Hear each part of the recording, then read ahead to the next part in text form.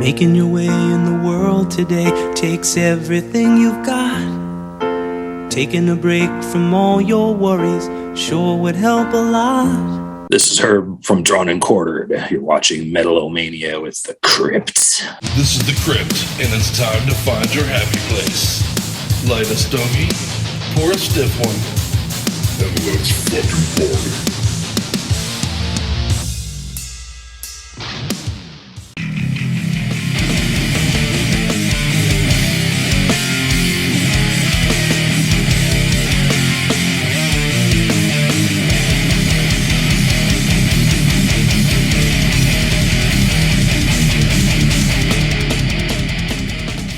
This is The Crypt from Metal-O-Mania. I got my headphones on and my dick in your cat. Let's party. It's time to metal.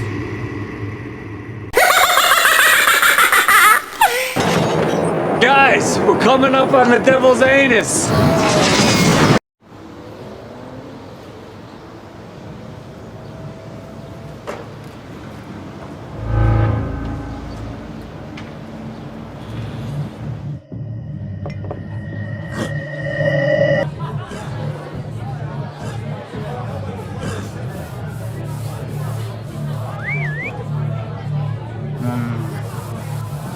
Hey pal, what's in the basket? The hunter. All right, weirdo, you're out of here.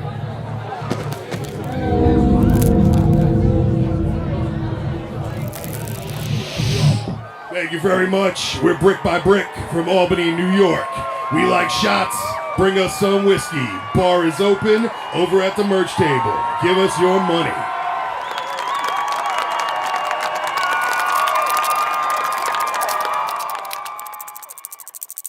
All right, guys, let's go. Let's pack this shit up. Not me. I'll meet you out there. I gotta pinch one off. Yeah, me too. No, come on. Pack up. Let's go.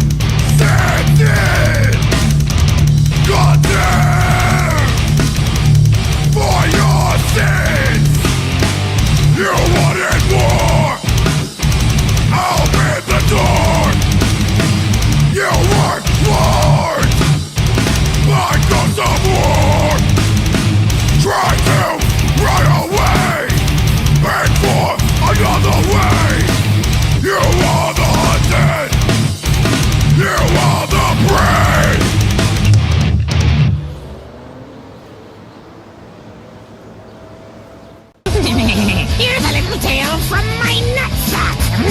That's enough, Beavis. And that's how we kick off episode number 242 of Metal-O-Mania. Welcome to the show, Metal-O-Maniacs, and welcome my brother. How are you tonight, sir? How are you, my man? Very good to see you, man. Thank you for coming to hang out with me. Introduce yourself to all the Metal-O-Maniacs out there who don't already know you. They should, but if they don't. Hello, everyone. I am Dan Cunningham. I am with Backblast and newly formed Side with the Enemy. Fuck yeah. And our brother who goes, man, back quite a few years at this point with our show. Let's be honest. It's my third appearance. You're one of the dudes that knew me when I was a fat fuck even. Holy shit. You know what? It was amazing to see you today. And it's just unbelievable to see you in person and all the changes and everything. It's just, I'm so happy for you. Getting into fighting form, babe. Hell yeah, bro. Hopefully this spring, as shows return, I can get into the pit. We can do this thing. You know, I battled all the way back for that. And then COVID put everything on hold. What the fuck? So. I know, man. Well, they were just letting you get really ready. Yeah, that's right. It's not just about it really fighting. So when we'll be raring at the gate. Well, and I think as the result of all this, everything being on hold is, man, it will be exactly that. Yeah. You know those videos of Black Friday, people barging the store? That's going to be us at concerts, yeah. That's exactly it. For sure. We're going to be fighting over Miller Lights and that's right. And frescoes. Right. I see lots of hands handing bong hits. Joints over at concerts coming up. That's right, yeah. That's right. That's good shit. A brother of mine local to the scene, you know, we got kind of a cool circle that we run with some of these cats, man. So I do appreciate you coming to hang out. Yeah, it means a Thank lot. you for having me. For sure. Well, and I don't want to overlook the fact that we started the show with a little brick by brick for everybody for you. I've told you about this band a couple of times over the show. I'm a big fan. That metal meets hardcore feel. You know, whenever you do that, when you blend those things together, I'm in, man. That's an ingredient that works for me. So right out of New York, by the way. There you go. There you go. Support badassery and pick up Dismal Existence by Brick. But yeah, man, we were talking a little bit earlier before you came in and before we got all set up, before I made you do like a literal workout here in the studio. That's all right, man. Before we kicked off the show tonight. That's okay. But we've been talking a little bit about this when we were young show coming up, man. And I knew we wanted to cover this ground a little bit, man. And it's certainly, there's no small reaction to it. Let me put it that way. People either love it or they're like, fuck this, you know, what's up with that? Why very is that? Angry. Yeah, there's a lot of anger. There's a lot of anger about this, and that's I think it's fascinating that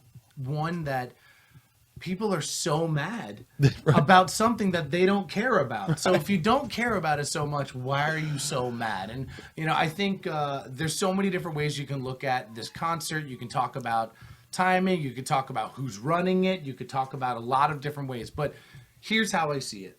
If you take away all of that, take away who's running it, take away COVID. If I'm a person that enjoyed that generation of those types of bands, a specific age group, let's be honest. Listen, I'm not that person. I don't even know who half of these bands are. That is right after me, and it's just after me. I'm 38 It's not your wheelhouse old. age group, It's just That's not going to be a concert that I'm pumped for. But you know what, dude? If there's in a perfect scenario, if that was a really nice thing for that generation, why can't we be happy for those people that do like those bands? Right. As a heavy metal community, we're talking about, and really what I'm bringing up is, if you take away all who's running it, is it going to be dangerous? We've seen something similar like this with a different genre. It could be dangerous. Okay. I completely acknowledge all of it, and they're real concerns. Logistics and stuff, really. Set that aside for the moment. It's going to look crazy, and I think they keep adding more and more days at this point. Right. I think they've announced and more bands, and okay, well then maybe there's a lot of different ways you can look at it, but let's not even talk. We're not talking about the logistics of it. My thing is about the immediate reaction from people within the heavy metal community that because this is not their genre, they're absolutely crapping on it. And here's what I'm saying is that in a modern day culture and where heavy metal in the United States is not a mainstream thing, it's not even necessarily acknowledged in the Grammys or anything like that. And I know this is not what heavy metal is all about. Right. I was going to say there are those that would make it that's a badge of honor. I agree. I agree with that. And in so many ways there is. But at the same time, heavy metal always wants acknowledgement. They want inclusion. Well, part of that is like, well, there's all the perceptions of who people are that support heavy metal and listen to heavy metal, right? It's all circular on who heavy metal is as an image and a prideful community. And I think why are we hating so much when we want the love too? I see a lot of hate. Why are we hating? You're right about that. There's a lot of hate. Yeah. Crazy levels of hate. Now, and I'll preface this. I'm not a fan of that genre myself. Those aren't bands that I'm not even familiar, honestly, with who most of them are. I'm an older guy. Well, I mean, if you hang out and watch the show, you know what the shit I like. I play it for you right here all the time. Right. And you've never heard Paramore on our show before. Although I think that chick Avril is pretty Lavigne. cute, by the way. Avril Lavigne. I think she's also cute. Yeah. So there's a case to be made for that. Yeah. But I agree with you on certain levels. See, now we've come out on the show. It's kind of our mantra here. We don't generally shit on things. That's not my approach. Right. We've had people even write into us and say, oh, you know, you haven't talking much. You never played Ghost. What are your opinions on that? And I'm not a fan. Okay. So I don't come out here and shit on them. Nope. You know what I mean? That's not people like them and that's fine. It's just not your vein of heavy metal. Exactly. It's not a band that you enjoy to listen to. And that's kind of my point even. We don't have to like the same shit. That's right. I'm not a fan of the When We Were Young tour, but those people that are excited about it are going to have a blast. Yeah. It sounds like it'll be a great day for them. Why would we want to take that away from them? Well, it's a weird thing for me. Yeah. You can have your opinion on who's running it. You can have your opinion on the bands. You can not like it. I don't like it. Yeah. I'll openly admit that. I don't think I'm saying anything wrong by saying that. I don't think I'm stepping. Everybody's allowed to like what they're allowed to like. And that's where I think are we still having that culture within heavy metal is like, well, you're a poser if you support something like this? Well, it's not a support type of situation. You don't have to support anything. It's just I guess therein lies lies that you're not going to attend. You're asking the bigger question there. I think are we accept like if you're just this is your genre? If you grew up on Paramore and Avril Lavigne and stuff, right? I think even metalheads are forgiving of that. Like, all right, that's your thing, whatever. But I think where the metal meets the road, where the rubber meets the road might be metalheads. I think you just nailed that. Right. If if I'm a Slayer guy, can I also go to the Paramore show and be proudly waving my dick around, or am I a fucking, you know what I mean? Is that where the hate comes? Well, is you it don't because have to go. No, I mean, but like, say you are a metalhead that does like that shit though. Okay. They exist. They're out there. They're there. But like, are you maybe that was their gateway attacking band. that guy? About that a little bit. That's a whole other conversation. But no, gateway band. Is that guy okay though? That's what I'm asking. Is that guy get the window? Does that guy get the reprieve? But who are you to judge? Well, that's even who are you to judge? That's the overall. That's the question. That's the going away. Why are we judging? Right. Why do we care? Right. Why are people so negative? 1000% even. That's kind of my whole thought process on it. It's like I understand the issues with the actual issue, the real issues that could be for this concert. Right, logistically. But right, if those I are heard, like, hey, right. dude, somebody randomly tell me, bro, I'm gonna go to this concert in Vegas because I've never heard of it before. I'm like, well, I would never go to that, but you're gonna have a blast. That could be like, that could be fun for that person if it's in the right situation. So why are we hating on it? Why do I care? I'm not going to be there. Are you going to be there? Well, and it's funny because you don't feel that way about everything you don't like. No. You know what I mean? I hate muscle. Why is it this thing in particular? What is it that rubs metalheads wrong? Where is that? Because now, let's be honest. If you're driving down the road as a metalhead and you see a line outside of a Broadway show for Chicago, for example. Great. Metalheads aren't generally Broadway show guys, but you're not going to yell out the window, fucking Chicago fan, you idiot, But if you drive by I very much get the impression if you drive by this When We Were Young event, as a metalhead, the windows are going down, man. They're going to be yelling out there like, you're a fucking idiot, Why did you got purple hair, you moron? And you know what I mean? Are your feelings hurt? That shit is coming. Why is it that we have specifically chosen things like this to attack? Here's the thing. Let's talk about heavy metal elitism. Well, I think that leads into There's the some conversation of for sure. Who listens to heavy metal now in our country, and what is the age difference? We're now we're cranky adults. That's the demographic. That's who we are. You're stabbing me right in my chest with that sentence. I know, man. I know. We've talked about it. I don't want to agree. I'm not saying I disagree. Let me say that right from the start. Okay. But I hope that's wrong. I want that to be wrong. I know. But we have hope. We talked about hope. That's here. And that's You know what you can do with hope, right? You can lube up your hand with it but she's very nice. Right. She's a good girl, she's a that nice Hope. Lady. Hope is nice. $1.50 discount on Thursdays.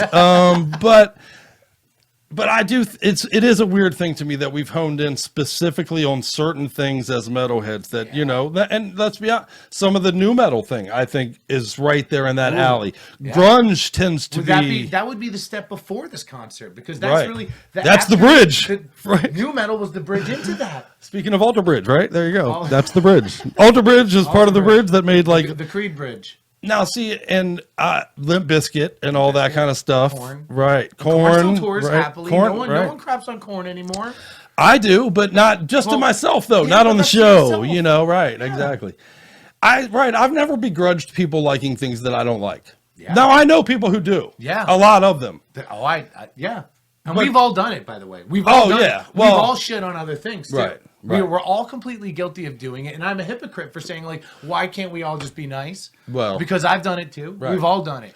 Well, we're a broken record on the show. We say every week now, we're hypocrites. But to be human is to be hypocrite. Yeah. You will bitch about something today that you will be guilty of tomorrow. We could talk Count about on it. We could try to. Right. We could try to. Okay, well, maybe if we have a different outlook on something, maybe we can talk about it and make it so positive that they'd make a concert like that for us, for me, for you, for them. Well, maybe this is a gateway drug very to interesting. different concerts. That's different my series. question. That's the question Does I'm Ozfest building come up for back? you. Does Warped Tour come back? Would that be yours? Like, say you were given the Ozfest responsibility. Ozfest would be for me. I hand you right now a blank piece of paper. It says "When We Were Young" on the top of it. Lord, this is so you get to put the first 4 bands on that. Who are they? For your "When We Were Young" tour. Wow. You know, many of those metalheads out there, if you follow us on social media, you will have noticed that we created our own "When We Were Young" poster. Yes, with it's very good. Cheech and Chong and cocaine and weed and all that shit, just to be goofballs, but VHS horror movies and shit.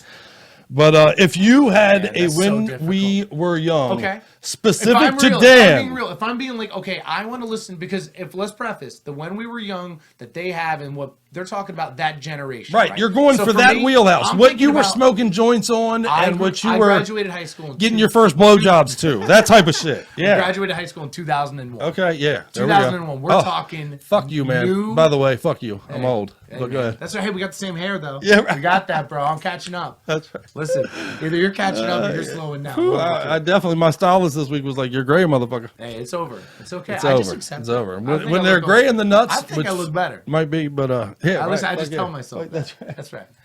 If I'm thinking about for me. Okay. And I'm gonna get so much hate for this. This is gonna be awesome. Oh, am I gonna shit on you? Gets number 1. Oh, okay. Wow. Limp Bizkit. Fred Durston. Bursting with Durston. Okay. I got you. Before I listened to any level of metal, it was like 311. It was more rock. It was more grunt. Alice in Chains. My older brother had a huge influence on me, and he's a huge true punk rocker. Operation Ivy. Rollins and he's still to this day. I love him. He still keeps me in check, and he still calls me an asshole for what I listen to. And but at least he's much nicer about it because we get along better. But okay, so Limp Bizkit, Lamb of God was a huge one for me. Okay. I love Lamb of God. All right. And like now, you got an eccentric bill already. Go ahead. Lamb of God's getting roasted on social media for being like, "Hey, my dad loved your band." Yeah, right. Hey, man, that's crazy, I dude. still love Lamb of God. Crazy how fast that happens, Isn't by the that way. Crazy? But yeah. Oh man. Kill Switch Engage. Oh, okay. Was a huge one for me. All right. And last one wasn't that popular, but for me resonated with Seven Dust. Oh, was a huge band for me. And right.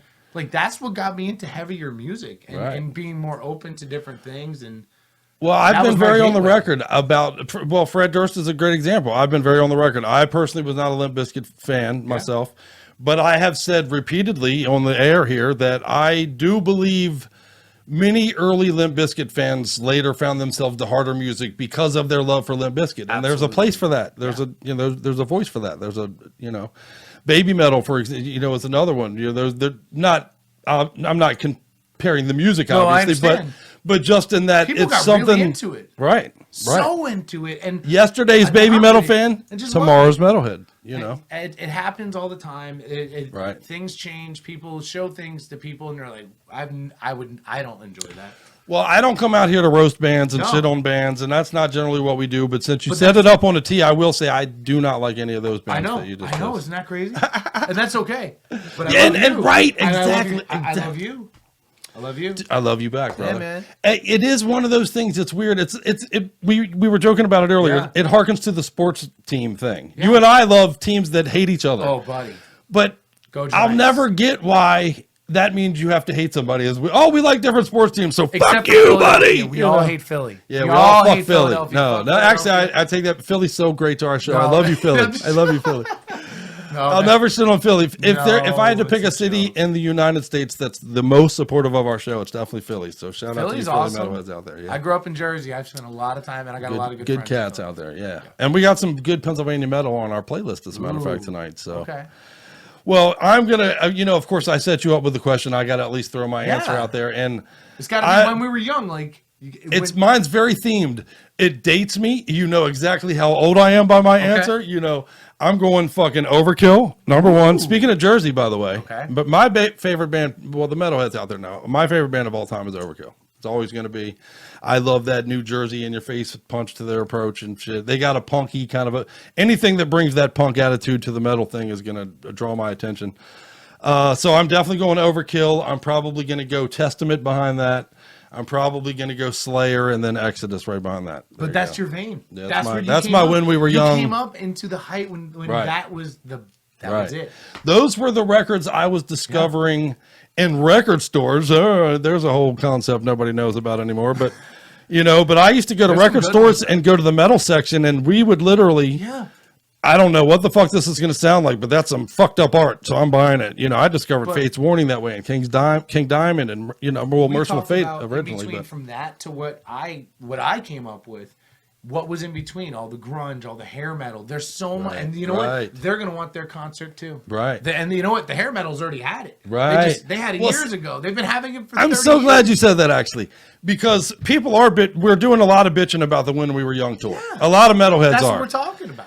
A lot of metalheads, but dude, I personally have much more of a problem with the people shelling out $250 to go see Vince Neil and Molly Crew, who can't even sing anymore. Dokken, who has said I can't sing anymore. Vince Neil, there's the clip of him saying I can't sing anymore. It's bad. And those are big dollar items. That's a raping of their audience. People, in my opinion, people are happily giving their money. Right. Well, there you go. There you go. That's, I guess, the crux of this entire conversation is if you're willing to take it in the wallet and the asshole, who are the rest of us to bitch about it, I guess. That's the way it is. That's the whole reason why I brought that's the whole conversation. You're right. That's what matters, isn't it? That's what and let me tell you, there are many a metalhead that I know personally that bent right over and took that Motley Crue fucking, that shelled out $300 or whatever. How many reunion tours has Kiss done? Oh, exactly. How many? Yeah. It's the last. And they sell out whenever they do. When will Slayer play again? In 2 years or 3 years? They're already talking about it. There's already been it'll be a revamped version. It sounds like, but I'll take it. I don't care. Yeah. See, that's where it's fucked up. What I'm saying. See, if you love it, it's okay. If you hate it, it's not. I don't want to see another Kiss reunited because fuck them. But I love Slayer, so I'll take it all. Right? It's not the hate on it. I would listen. I've seen Slayer. I'd love to see him again. That'd be great. That'd be a fun time. Yeah. I'm not sure I've seen any band more than I've seen Slayer. Maybe Suicidal Tendencies. And as I told you earlier, Scorpions is way up there. I've seen them a million times. But the Scorpions were the third band I ever saw, actually, behind Kiss and Rush. And then I just like how he's been singing in English for years, but he's just like, you know what? I sound like what I sound like, and I'm not trying to change it. Fuck yeah. I like Good stuff. It's so unique. I love his voice. Fuck yeah. Smooth operator. Well, let's smoothly play a couple of jams for everybody, and then we'll come. Man, we got a lot of ground to cover. I appreciate you being here, by the way, Dan. I do. Let's play 3 quick songs for everybody. We'll come back. We'll talk a little bit more metal. We'll break down maybe a little bit more of this When We Were Young stuff. Yeah. And I got some other topics for us to get into as well. So, love it. So what do I got for you? We're going to play some Slow Bleed is song number 1 for you. The song is Graves, Pores of Earth from A Blazing Sun, The Fiery Dawn. This is a badass band out of California, also with that metallic edge to that kind of hardcore approach to the thrash thing, man. Again, I can't get enough of that. So whenever there's good shit that follows that ingredients, you will hear it here on Metal-O-Mania. Behind that will be Ghost Keeper. Digital Lobotomy is the song from We Conquer, their debut full-length release. Oh, am I skipping debut? Let's see. Dismal Existence was a debut. So if you're playing the drinking game tonight, you owe me 2. Ooh. Every time we say the word debut, you get your bong hit on, you're drinking on, whatever you do. Some people do push-ups. We don't judge. There it is. Ghost Keeper, this is a debut full-length release. The album is called We Conquer. It's badass. They got a groovy approach. You will dig it. And behind that is Angelus Apatrida, who we've had on the show, by the way, We talked to them right after this release came out. Their self-titled 7th full-length album from these guys, man. But they just put out a video for Childhood's End and couldn't wait to share it. So enjoy these 3 jams. Don't go nowhere. We got lots more ground to cover. Me and my brother Dan are going to be breaking things here at Metal-O-Mania. Fuck yeah. Although I do appreciate the confidence with which you said something so wrong. Oh, that's my thing. That and having a big dick.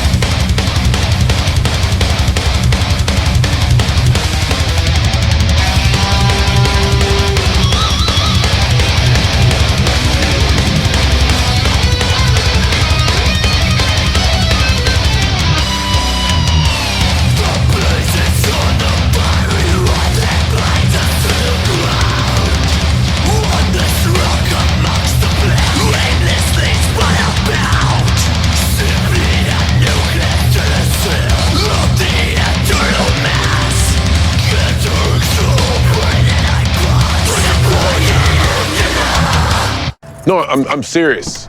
It's too big, actually. It causes people pain. Okay. Kids in junior high, they called me chimp arm. Okay, so that's my turn. Which one of you dumb sister fucking tiki torch carrying sloth from the Goonies looking pieces of shit wants to go next? From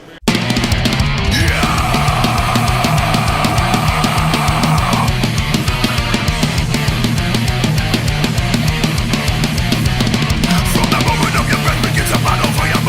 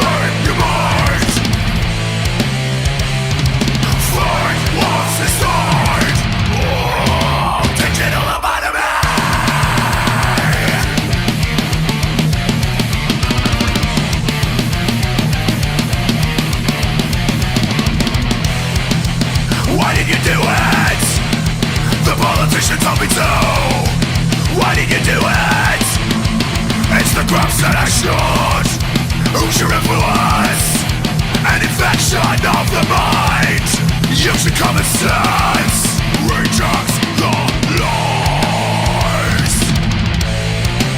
Reject the lies.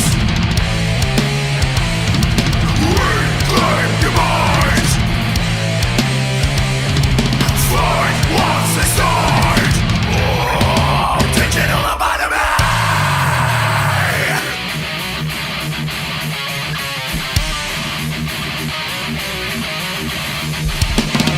As humanity awakens to the lies that we've been told, we will realize the instruments through which we've been controlled. As the network of awakened souls is stronger every day, no longer are we slaves.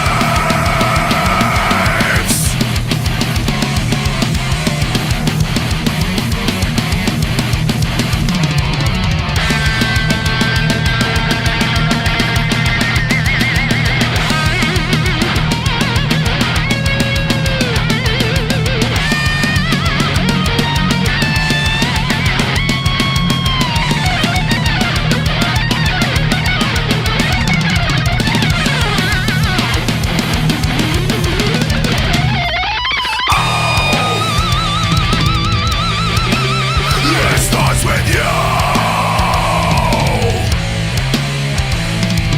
Reclaim your mind. Fight what's inside. Oh, digital lobotomy. Wow. And then what? What's the cure? Medicine? Make me like them? Not gonna happen. I'm by winning. I win here and I win there. Now what? Hey, what's up? This is Guillermo from Angelus Patria. I'm here with the grip of Metal-O-Mania.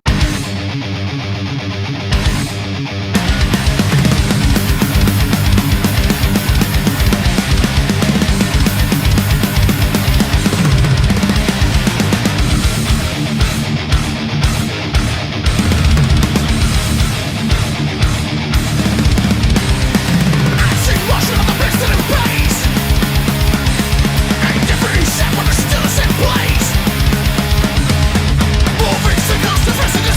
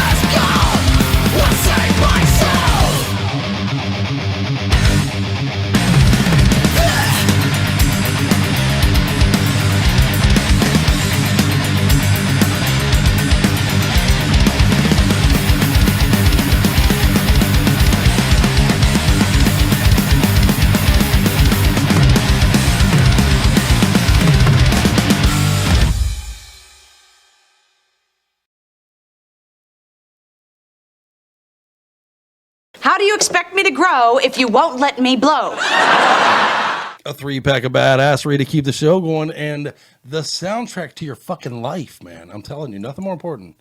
That's what we provide you here at Metal-O-Mania, is the soundtrack to your life. And hopefully it's heavy as an elephant's nuts. It will be if you hang out with us, right? So we're hanging out with my brother Dan, man, and I appreciate you being here, sir. We're talking about crazy shit. We got a little bit into the When We Were Young concert on the first break. Hot topic. Yeah, right. It really it's crazy. Pun intended, right? I see what you did there. I see what you did there. I make a post on social media about hot topic indeed. And that was my pun. I'm like, man, because of the level of responses I got from so many different people from all different types of walks of life, but I've somehow known or I've met through either music or promoting music or whatever the case may be. Everybody's got an opinion. But why do they have an opinion? Right. It is weird how it's that thing in particular has elicited such a emotional, vehement response. An immediate response, too. Right. Like, people have strong feelings. Well, and I see metalheads on both sides of that fence, honestly. I've seen some that are like, man, again, kind of where the point you were making earlier was, why do you give a fuck? If it's not your thing, what do you give a fuck? And I do see a lot of metalheads that are kind of expressing that opinion, but I do also see some, quite a bit even, that are just raining shit on this thing. It's crazy. So Either way, it's a strange thing. I'm enjoying seeing all sides. Right. That's all I'm saying. I'm not going to go to that concert. I don't care who runs it. Right. If I just went off of the lineup, I would not choose to pay that amount of money to see that type of band. Well, and we did gloss over that a little in the first break, but maybe we should get into that a tad. Okay. It is the same company behind the what's the right word? The death,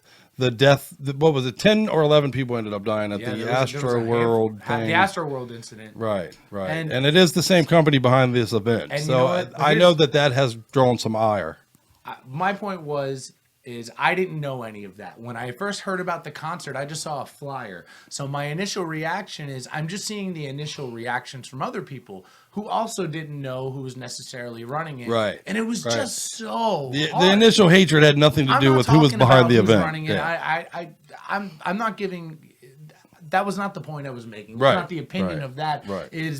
That's a separate issue, honestly. It's a separate issue. Right. That's a whole. I mean, you can have multiple shows just talking about how that even happened. Right. And we have touched that ground. As a metalhead, why the reaction to my reaction is, I can't believe you have such a reaction for this. Well, we talked a little while those songs were playing, and let me pose this to you. How much of that is generational? Because it is a generational thing. Very much. If that was in your time, in your wheelhouse, that speaks to you in a different way than if it wasn't, obviously. Absolutely. Those bands mean nothing to me. People still pay good money to go see New Kids on the Block and the Backstreet Boys. There will always be that... Well, it's crazy. There's a reason old acts end up in Vegas and old people destinations because they want to see the people that they grew up loving and they they're unapologetic about it. Why are we being snobs? Right. Why are we being Let snobs? them fucking have it. The point of that, and to close out, I guess, our first segment on that is let them fucking have it, people. Let them have it. Yeah, or let them have it. I'm entertained either way. Keep debating it too, but. Keep talking. Well, at the end of the day, it's all an effort to reclaim something you'll never get back, and that's your youth, my friends. Oh, it's so over. Good luck. We're great. Hey, we're talking about our gray hair. That's right. We look good. That's right. That feeling will never go away, though. That nostalgia, there's no price tag on that. No. It can't be measured in, bars and graphs and charts. But it is a draw that will never go away from you. The shit that you broke your teeth to and did your homework to in your room and fucking cried to when your first breakup happened. And that shit is it's a part of your DNA. It's your soul. Well, I'm sure you've been able to see a concert with somebody that has never seen that band, but meant so much to you. Right. I mean, their face of seeing like, wow, that was amazing. Like, God, now you get it. Right. For sure. Why can't we all have that? Oh, dude, there are Scorpions records I literally got over breakups too. Those things will always be, and you put on those records now and I'm like immediately back to like a 16-year-old, like that fucking bitch, what the fuck? I still hate you. That bitch did me dirty. But, So yeah, but again, I guess that shit can't be measured, and there's always going to be a place for it. Yeah. We'll hate on this one, and then in 10 years from now, it'll be a brand new crop of shit that it will be alien to us. Everybody needs. And to the be more mad about alien it something. is to you, the more you're going to hate it. That's how it works. Everybody right? has to hate something, right? And There we're you go. all guilty of judging, and we're all guilty of everything. I'm saying To judge that is to we're be doing. human, my friend. Right? Absolutely. It came with the bag of skin. But I'm you know? fascinated by all the reactions. Yeah, it is pretty crazy. It's awesome. It is pretty crazy. Well, and I'm fascinated by reactions and that people have. I'm fascinated how group thought tends to take over often. You know what I mean? Like there seems to be we seem to live in a culture now where we wait for the narrative to be spun, right? And then we decide which way we're going to, yeah. Like we were talking before the break there, we live in a very gray world and our minds are so black and white. We tend to view things as so black and white. You're good, you're bad, you're nowhere in between, which is just not reality. Obviously we all have good, we all have bad. Like, me and Kyle were just talking about, it's all a matter of degree, really, when you break it down, right. Yeah. Hey, If you're 80% dickhead, then I feel confident calling you a dickhead. But if you only got 5%, it's a different thing. Maybe he's had a bad day. Right. But we do tend to wait for the narrative to be spun. And I bring this up because we recently in our inner circle had a death happen to a guy that we've known for a long, long time. Okay. Who we know to have done some pretty horrible things. And I don't have permission from the people involved. I'm not going to get too details into it. Fair But the point being the person was a monster while alive. Okay. And a lot of people knew it. You know what I mean? It's not a secret that this guy was a monster and did monstrous things. But I see the tale being rewritten on social media and things like that. And the memory, blah, blah, blah, what a great fucking dude and all that kind of thing. And I do wonder... well, let me pose you the question. Okay. First of all, part A to my question is, do you talk ill of the dead even if they deserve it? Or is it one of those things where you just say nothing if you have nothing good to say? Or is it situational, I guess? What's your immediate take on that? Man, so I think... I know it's rough. You know what? It's rough stuff, but we- it fascinates me, to be honest. So I'm a firm believer that if I don't know you, like if I say, for example, I don't know the person that you're talking about. Right. I don't know that person's Right. name. I don't know. You said they've done monstrous things, and I like that it's general for you for the question's purpose. Let's think about this. Right. So I'm going to break it down this way. I don't know that person. I don't even know their really. I don't remember. You didn't say a name because we're not going to talk about it. They did monstrous things. But that's all you know, right? That's very generic, right? Right. But right. I know you, and me and you have been friends for a while, and I know you're a good person as far as. But you know what? Maybe somebody thinks you're a monster. Oh, it's quite possible. You know what? Maybe somebody thinks I'm a monster. I'm sure there's somebody. I can name a few probably. It's quite possible. I'm not a saint either, but. So what is the reaction? So for me is if I don't know the person, I personally, I'm not going to go on Facebook and be like, you know what? I'm glad that person's dead. Right. Even though, now, if they're a celebrity. I'm glad you said that because that's where I'm going with it, honestly. Yeah. But what if they're a celebrity? What if they're a politician? What if they're a politician? So listen, I mentioned earlier, we were talking offline, is my reaction to when Osama bin Laden died as an Army veteran that served overseas and have friends that have been deeply impacted on multiple levels, whether it's medical, mental, like it's a long-lasting impact, positive or negative. There's a lot of positive of being a veteran too that I'm really proud of too. For sure. That's what we're here to do, brother. When Osama bin Laden, when I heard he died, guess what? Cheered. Hard not I sure to. as fuck was happy. Yeah. Hard not to be. I wasn't upset. I Hard felt good that day. Right. And am I wrong? Unapologetically. But I think about that. Am I wrong for feeling that way? Because I'm trying to, as an adult now that I kind of feel more comfortable in my own skin, I try to think about who I am as a man and as a person, as a father. And if I want a better life for my children, how do I need to evolve as a person in my own beliefs? Approach morality. So, that's just where I am in life. But other people are like, fuck you, I am who I am. This is how I feel. Fuck you for thinking the way you feel. And I'm cool with that. Well, see, honestly, Osama bin Laden's a great example because universally, you'll get no grief from anyone by saying, I cheered when that guy died. I think there's no debate there. Maybe to some folks that live in the Middle East. Right, well, probably, perhaps. They might not. They might be offended. Right.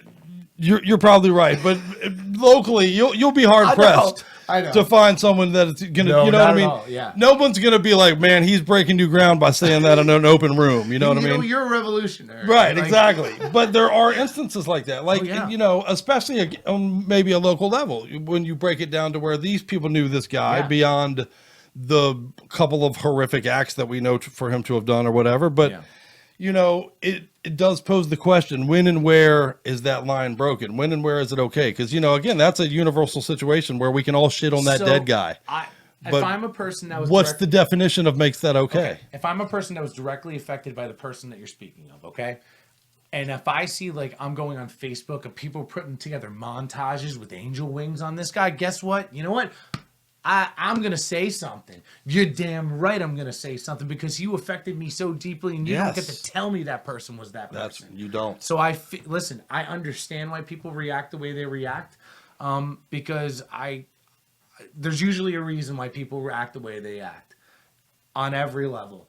And so I personally, I'm not the person that's going to go out there and say something if I don't know them. But I'll tell you what, if you're shitting on somebody that I love, or if I know the truth about somebody and you're trying to pose them person as some sort of saint and I know different, I might be vocal too.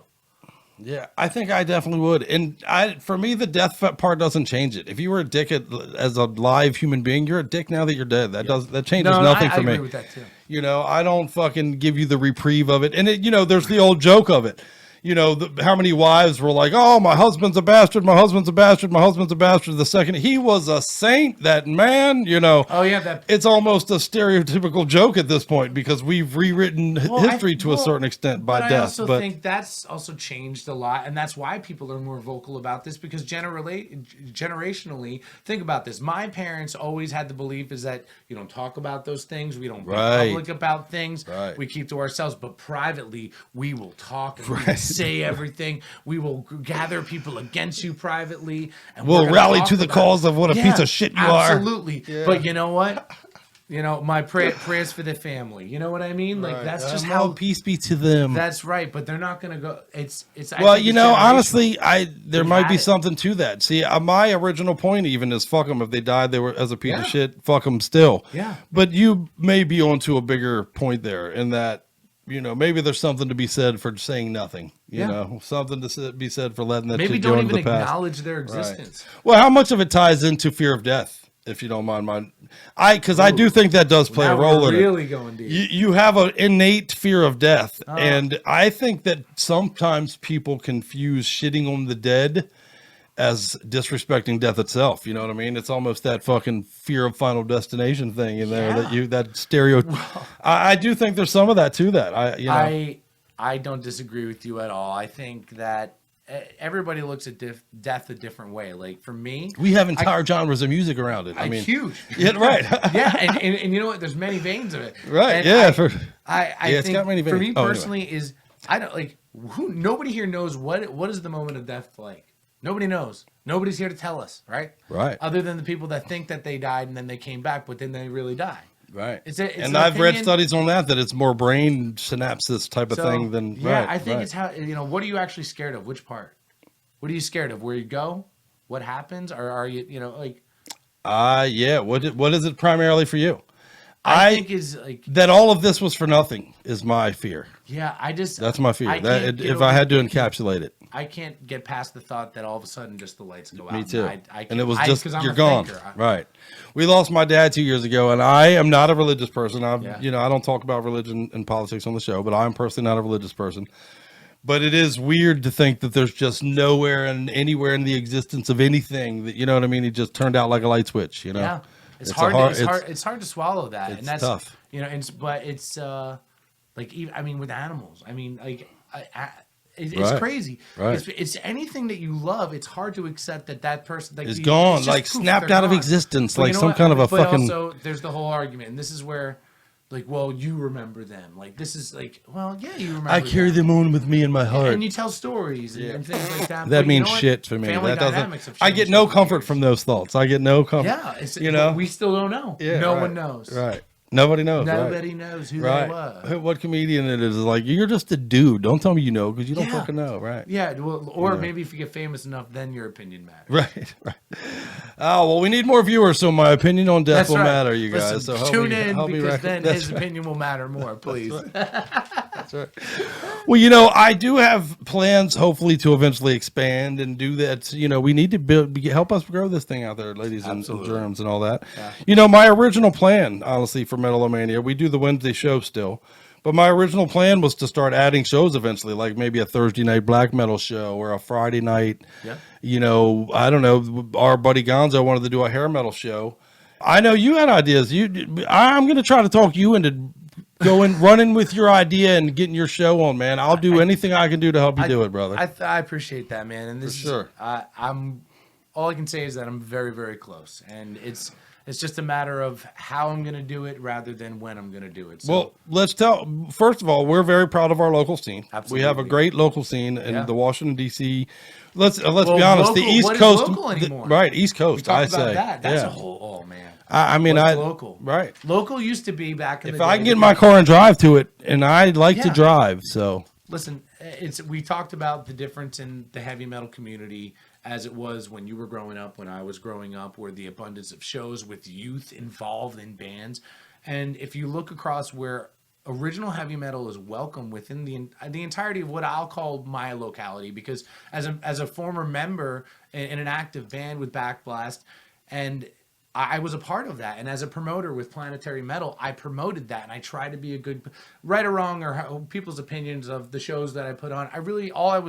My whole goal when I did that was just to try to get more original heavy metal out there, and that was really it. And that was and that's what I'm trying to get back to within myself too, and give back more in the ways that I can. But I think that where local heavy metal is actually being played right now, we go from a smaller community to now we're social media generation, and the age difference of people that are playing heavy metal on an original level, the age difference have changed. So let's embrace that. Right. But I also think venues that have not necessarily given heavy metal a chance in quite a long time need to look at, hey, that's a demographic that I'd want in my venue. COVID did us no favors with some of that. There's some people doing some amazing stuff right now, man. That's where I want. And it needs a voice, brother. It needs a voice. It needs an outlet. It needs a place where, I've had people say to me, you guys should do some kind of local coverage type of a thing. There's lots of localized Facebook groups that tend to kind of highlight that, but I don't think that's the same. Regional. That's where the communities, I think, if they start regional, what's the old saying? Think globally, work regionally, or whatever, something like that. But I think we're past the point where promoters should be competing against each other. I think we should all be working. It's a big together. pull, brother. Right. I think there's some people doing some amazing stuff. A rising tide raises all ships. I'll believe that till I die. You look out Winchester, Virginia. Martinsburg, West Virginia. Those guys, I don't know if whoever's paying attention to any of those bands out there, but Brandon Wright, shout out to Wright Live. Brandon Wright, who's been a part of that scene forever. And I have not been actively involved. Pandemic stuff, and for me, just going through a lot of stuff with giving up some things that I had to do to get my life back on track. Fuck yeah. And hey man, we all got to grow up at some point a little bit. I'm glad I did it. I feel great about it. Fuck yeah. But I'm seeing. You're looking good, brother. Thanks, good, bro. brother. Yes, there's sir. bands like Ashes of Everest. There's Kaluna out there. Oh my God, Finding Dimes. There is. What's our boy Max doing? What's our boy? No, Max is doing the dog. I love my man. Yeah, right. And I think he just put a post out on social media about doing some thrash stuff. Whoa. Or I don't know what he's doing, but vocals too. I love that dude, man. Shout out to Max out there. Yo, good shout dude. out to Max because Max is doing what everybody has. I know a lot of people are going through over the past few years, where with the pandemic, they've had to make some choices in life, right, wrong, or indifferent, where they've had to adjust their lifestyle with being home, and they're making choices to either leave a job or make some choices in their life that's going to drastically improve their lifestyle. Max has made some awesome choose happiness, man. And choose happiness. I'm proud of you, brother. Yeah, and the music you're doing is amazing. He's absolutely killing it. You are here for 12 fucking minutes, ladies and gentlemen. Choose happiness. Max Redding and the Dogwood Gospel. Check it out. They're kicking ass. Fuck yeah. Love that dude. Yeah. Good shit. We'll have to drag his ass in here at some point and talk him up. Well, that's a real tall drag, man. Yeah, no bullshit. Dude. Yeah, we got to readjust. 6'7"? We got to adjust our situation Yeah. for Max to Oh, come we in do, here, for brother. sure. Yeah, that's good shit. That's good shit. Well, if we talk you into doing your show, man, I'm sure Max will be a regular guest on it. And, you know, I honestly, I really hope that that's something that you push forward with, sir. I really do. I definitely anything want to. Metal-O-Mania can do to help. Right on, man. And Gotcha. I've always got love for you. But shout out Right Live. There's a bunch of shows in Martinsburg this week. I know a ton this weekend. So get on Facebook, look up Right Live, Kaluna, Ashes of Everest. I'm sorry, I'm missing a bunch of bands, but I'm looking at my phone. I'm cheating right now. Hey, man. Peruvial, Killer Inside. That's at Bad Habits in Martinsburg. That show, I'm going to do. Whose ass was that? That was Whose ass? There's an ass? That was beautiful. No, I'm just kidding. Did I have an? Oh, that's from me. No, I'm just joking. Right. Yeah, right. That was a personal ass. No. That's good No, shit. but shout man. out to y'all. You guys are killing it out there. Fuck yeah. Fuck yeah, man. Support your local scene. It's the best thing you can do. And especially as the world reopens. And again, it seems to be that we're targeting spring. It seems to be that I know a lot of metalheads that are circling the early days of spring as kind of that targeted date where they return to life and we'll be back at shows. We'll be mosh pitting and breaking each other's jaws again and stuff like that. So, and man, hopefully that happens, but you know, you can support your scene by checking out shows, man. As soon as that becomes available, please do it. What I'd like to do is really just, I want to be a conduit for you guys. Show yeah. me Right. what's That's out our there. whole Tell goal me here. where the Yeah. shows are. I want to come to your shows. I want to talk Run about flyers and talk about the new Let's talk about you guys. Dude, that show is necessary. I'm it really going to do is. my best. Fuck yeah. So I'm putting it together and we'll definitely keep talking. Well, that'll be the Washington, D.C. and extended area That's by right. far. Baltimore, And DC, Northern Virginia, all the way around. All fuck welcome. yeah. That's good shit, man. Well, we'll talk more about that. That's an idea that has legs. Well, for right now, let's go to the other Washington. How about that? Let's go to Spokane, Washington, if we can, because I don't know if you're familiar with this Enterprise Earth band that's kicking so much ass right now, but I'm a huge fan of this new release, The Chosen. I'm a big fan of deathcore in general, but if I had a negative bone to pick, it would certainly be the lack of solos in so much of it. And man, Enterprise Earth has rewritten the record books with all that. They're like, man, I'm going to give you deathcore and I'm going to give you amazing solos. Not just solos, but amazing solos. That's and right.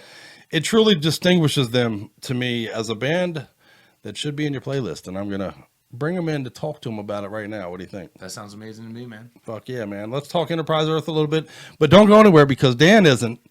And we got more ground to cover tonight here on Metal-O-Mania. And now for something completely different.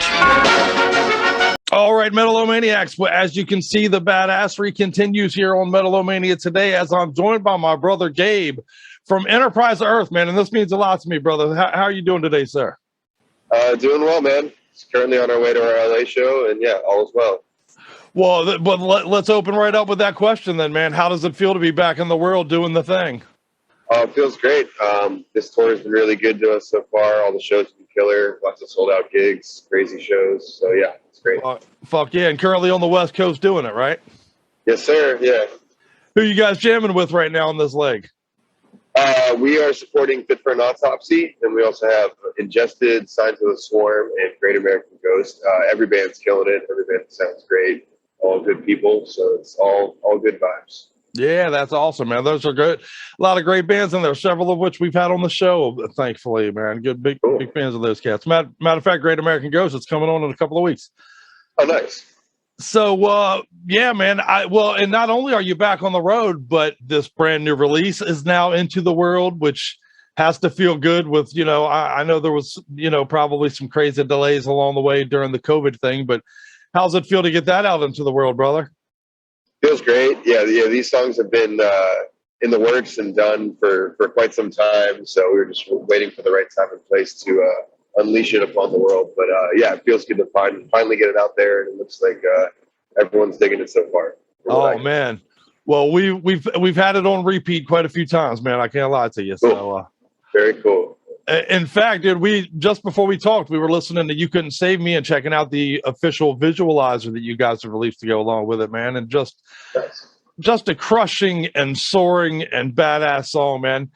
I'm glad I got to talk to you, Gabe, even because, I'm a big fan of the project Enterprise Earth. I'm a big fan of a couple of the projects that you're in, if you don't mind my noticing. But, sure. But, you got a lot of I know that the title deathcore tends to get hung on you guys, and honestly, I'm reluctant for that because some of the things that are definably that genre, you guys are not. You know, you guys aren't afraid of a 6-minute song, and you sure as fuck ain't afraid of throwing some badass solos, man. So tell me about your own approach to that kind of thing, if you don't mind.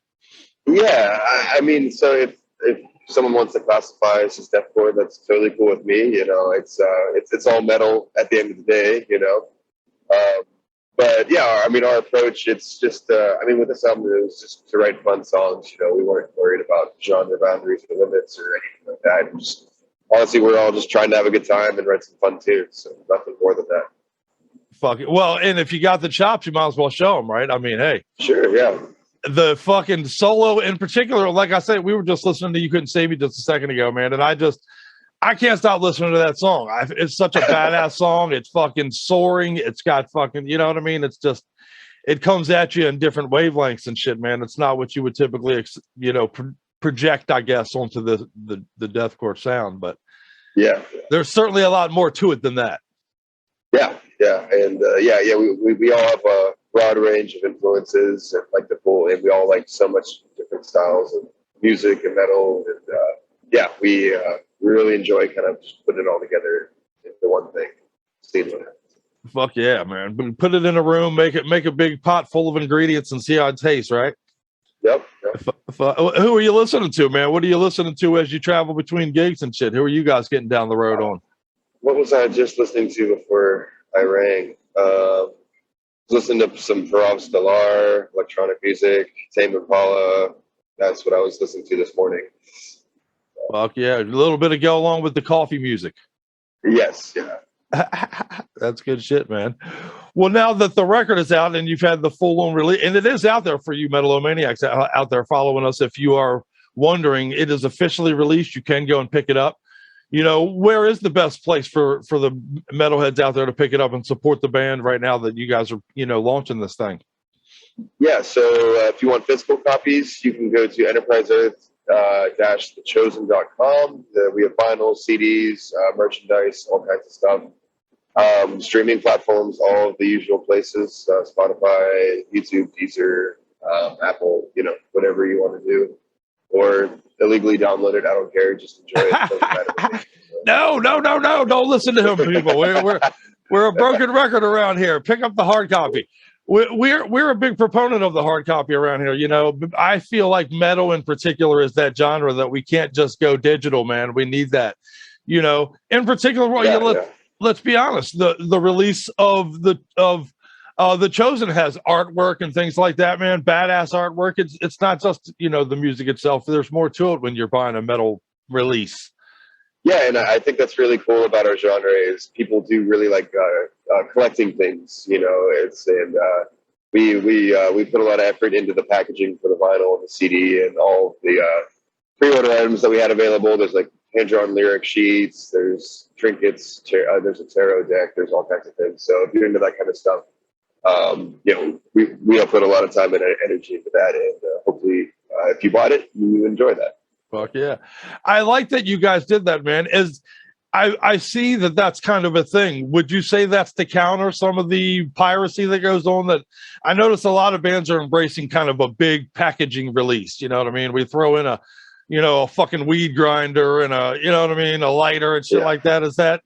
Has that been the answer so far to the piracy issue somewhat, or at least what the best we can do? Or, I mean, I honestly, I feel like the whole piracy thing is kind of dead because of streaming. Because, why do you have to illegally download anything when you can stream it for free? We're fortunate to be in a genre, and I feel like our fans in particular like those collectible items that are unique, and, you can. It's something other than a CD or a vinyl. So it's really cool that people enjoy that. Fuck yeah. Well, and, speaking of vinyl was making such an emergence. We had a guest on right before the pandemic that tell us that as a metalhead, vinyl was helping lead the charge of our return, vinyl in itself. Yeah. And now, of course, vinyl's hard to fucking get because of everything. Yes. Yeah. We were barely able to get ours because manufacturing is so messed up right now. Right. It's vinyl has become like as scarce as gold all of a sudden. What the fuck? Yeah. Crazy, man. That's crazy shit, dude.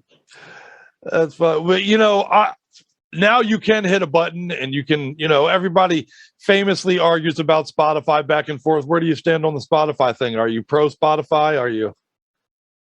Yeah, I mean, I'm for it. I mean, yeah, I wish they paid more. What musician doesn't? But I mean, at the same time, it's that's the world we live in, and you got to be with it. No sense, and I don't. I mean, at first when streaming came along, I understood why certain artists like held off on putting their music on streaming services and stuff like that. But now it's like you're only hurting yourself if you're not on the streaming service. Well, and with that, are the days gone where we sell millions of copies of hard copies of albums anymore? Have we lost that? Well, people still buy albums. I mean, not as much as they used to, obviously, just because streaming and other alternatives. But I mean, these days, like streaming is counted into your album sales. I think it's like 300 or 2,000 streams. In terms of the way it's counted, it's just, it's changed. Streams are the new album sales. Right. Well, it's changed and it'll never go back to the way that it once was. Once that fucking cat is out of the bag, right? Yeah, exactly. Well, and again, let's push some more of our physical idea then, man. A big reason that we say all the time people should pick up the hard copy is the artwork, the packaging, like you alluded to. Who did the artwork on the cover of this, man? Because this has got a badass cover. The art was done by Tony Cole, who did a phenomenal job. He did all 3 panels. And if anyone out there is familiar with his work, some of my favorite, the thing that brought us to him was the Job for a Cowboy Sun Eater album cover, because he also did that one. And we were trying to figure out who we wanted to go to. So we hit him up, and he did a great job. Oh, yeah, phenomenal, man. This is one that jumps out at you visually, and it says, hey, Metalhead, pick this up right now. You know what I mean? Yep. That's good shit, man. And now, of course, you're supporting this record. And how many more dates do how far out are you kind of planned as far as what you got going on the road right now? See, we're like 12 shows in, like 21 or something like that left. And we're getting the rest of our year booked up as well for tours. We'll be having some announcements soon. And I mean, it's going good so far. Fuck yeah, man. Well, now you are the second longest tenured member of Enterprise Earth at this stage of the game, man. How does that feel? This project is alive and well and kicking ass, man. You've invested some time into it. How's it feel to, now that your baby has another fucking, thing out there, man? It feels great. It's always, it's always my favorite thing to release the music. And this one in particular is very special to all of us, to myself, Brandon, and Dan. We've put a lot of work into it. And just really gave it 110%, left no stone unturned. And, hopefully all that energy is felt by the listener, reflected upon the listener, bring some joy into people's lives when they listen to it. Well, I think you hit the big word there, man. But if I were to write down, if I sat down and listened to this album start to finish, and then you gave me a pen and paper and said, quick, write down a few words, it would be hard pressed to think that energy wouldn't be right up there high. So, right on. Cool. For me, if you add this with a cup of coffee, you're ready to go for the week. Oh yeah, that's great. Well, that's good shit, man. That's good shit. And again, for all of you metalheads out there following, if you aren't already on the Enterprise Earth thing, man, they got the Facebook page, they got the YouTube page, they got a brand new release out here for you to enjoy. In fact, now you got a little bit of a discography starting to be built by this band, 4 full lengths, a couple of EPs out into the world. So this is a discography worth divesting in, ladies and gentlemen. So what next, brother? I know you got a little bit of the tour thing going on, but just keep it going. Hopefully the venues stay open. We don't have any more closures. And, if there's a metal god's ears out there listening, hopefully you guys just stay on the road for the entirety of this fucking year. Yeah. Hopefully we can. Because, we have tours planned for the year. We have Europe scheduled in May. Hopefully that happens. I don't know if it will or not. This time will tell. And some other big things planned for this year as well that we'll announce in the near future. But other than that, we'll once we get back from this tour, probably just start writing again. Just because, like I mentioned earlier, these songs have been written for a couple years now, and it's time to just keep on moving, write new stuff.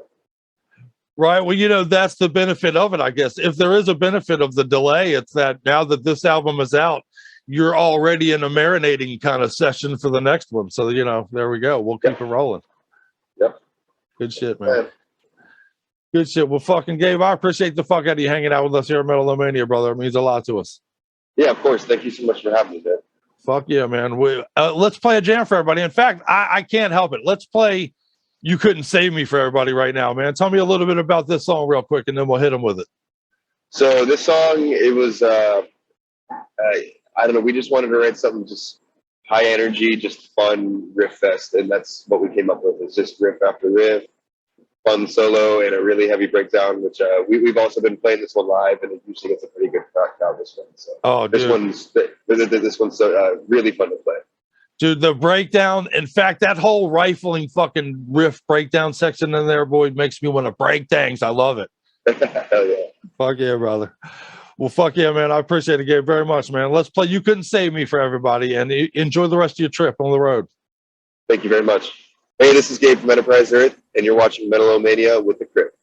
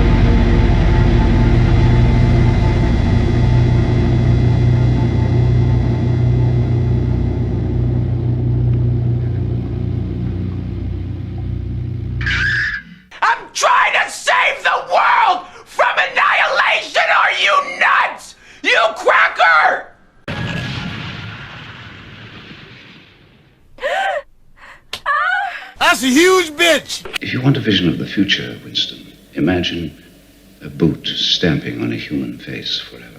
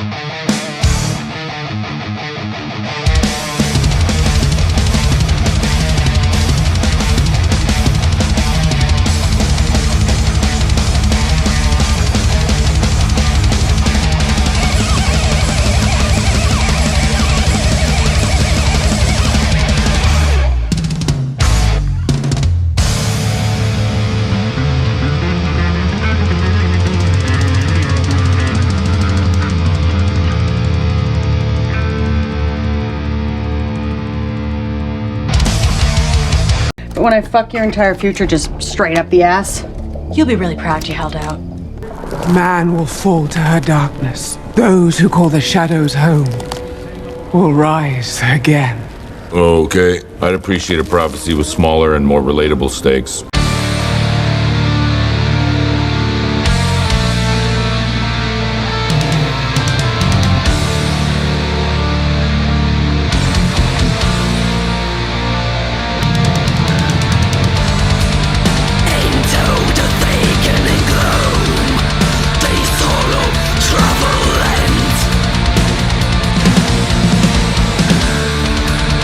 Inside the soil swarm, I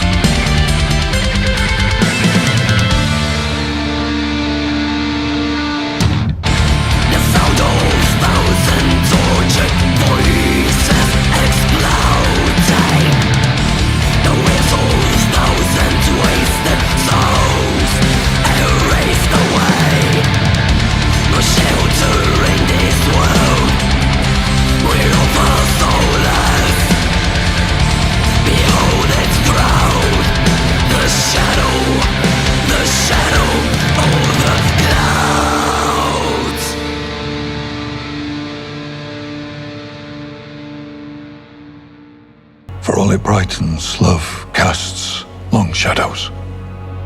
Well, how badass is our brother Gabe from Enterprise Earth for coming to hang out with us, man.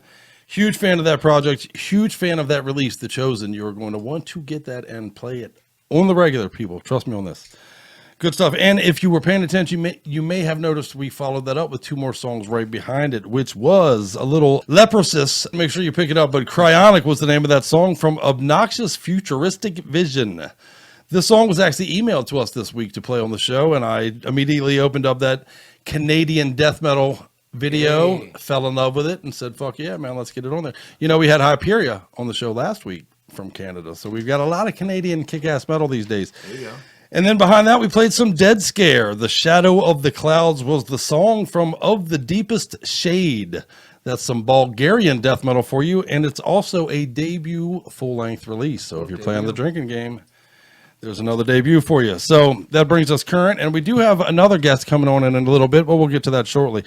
I'm still hanging out with my guest Dan here, and we're talking a little bit about the crazy world in which we live and all the goofiness therein. And, you know, while those songs were playing, we got a little bit into what kind of the pandemic, I guess, the unfortunate byproduct or the, you know, the backdrop of any story told over the last 2 years has got the pandemic as an asterisk to it, if you will. It's involved in every way. It truly does, man. And literally in every way.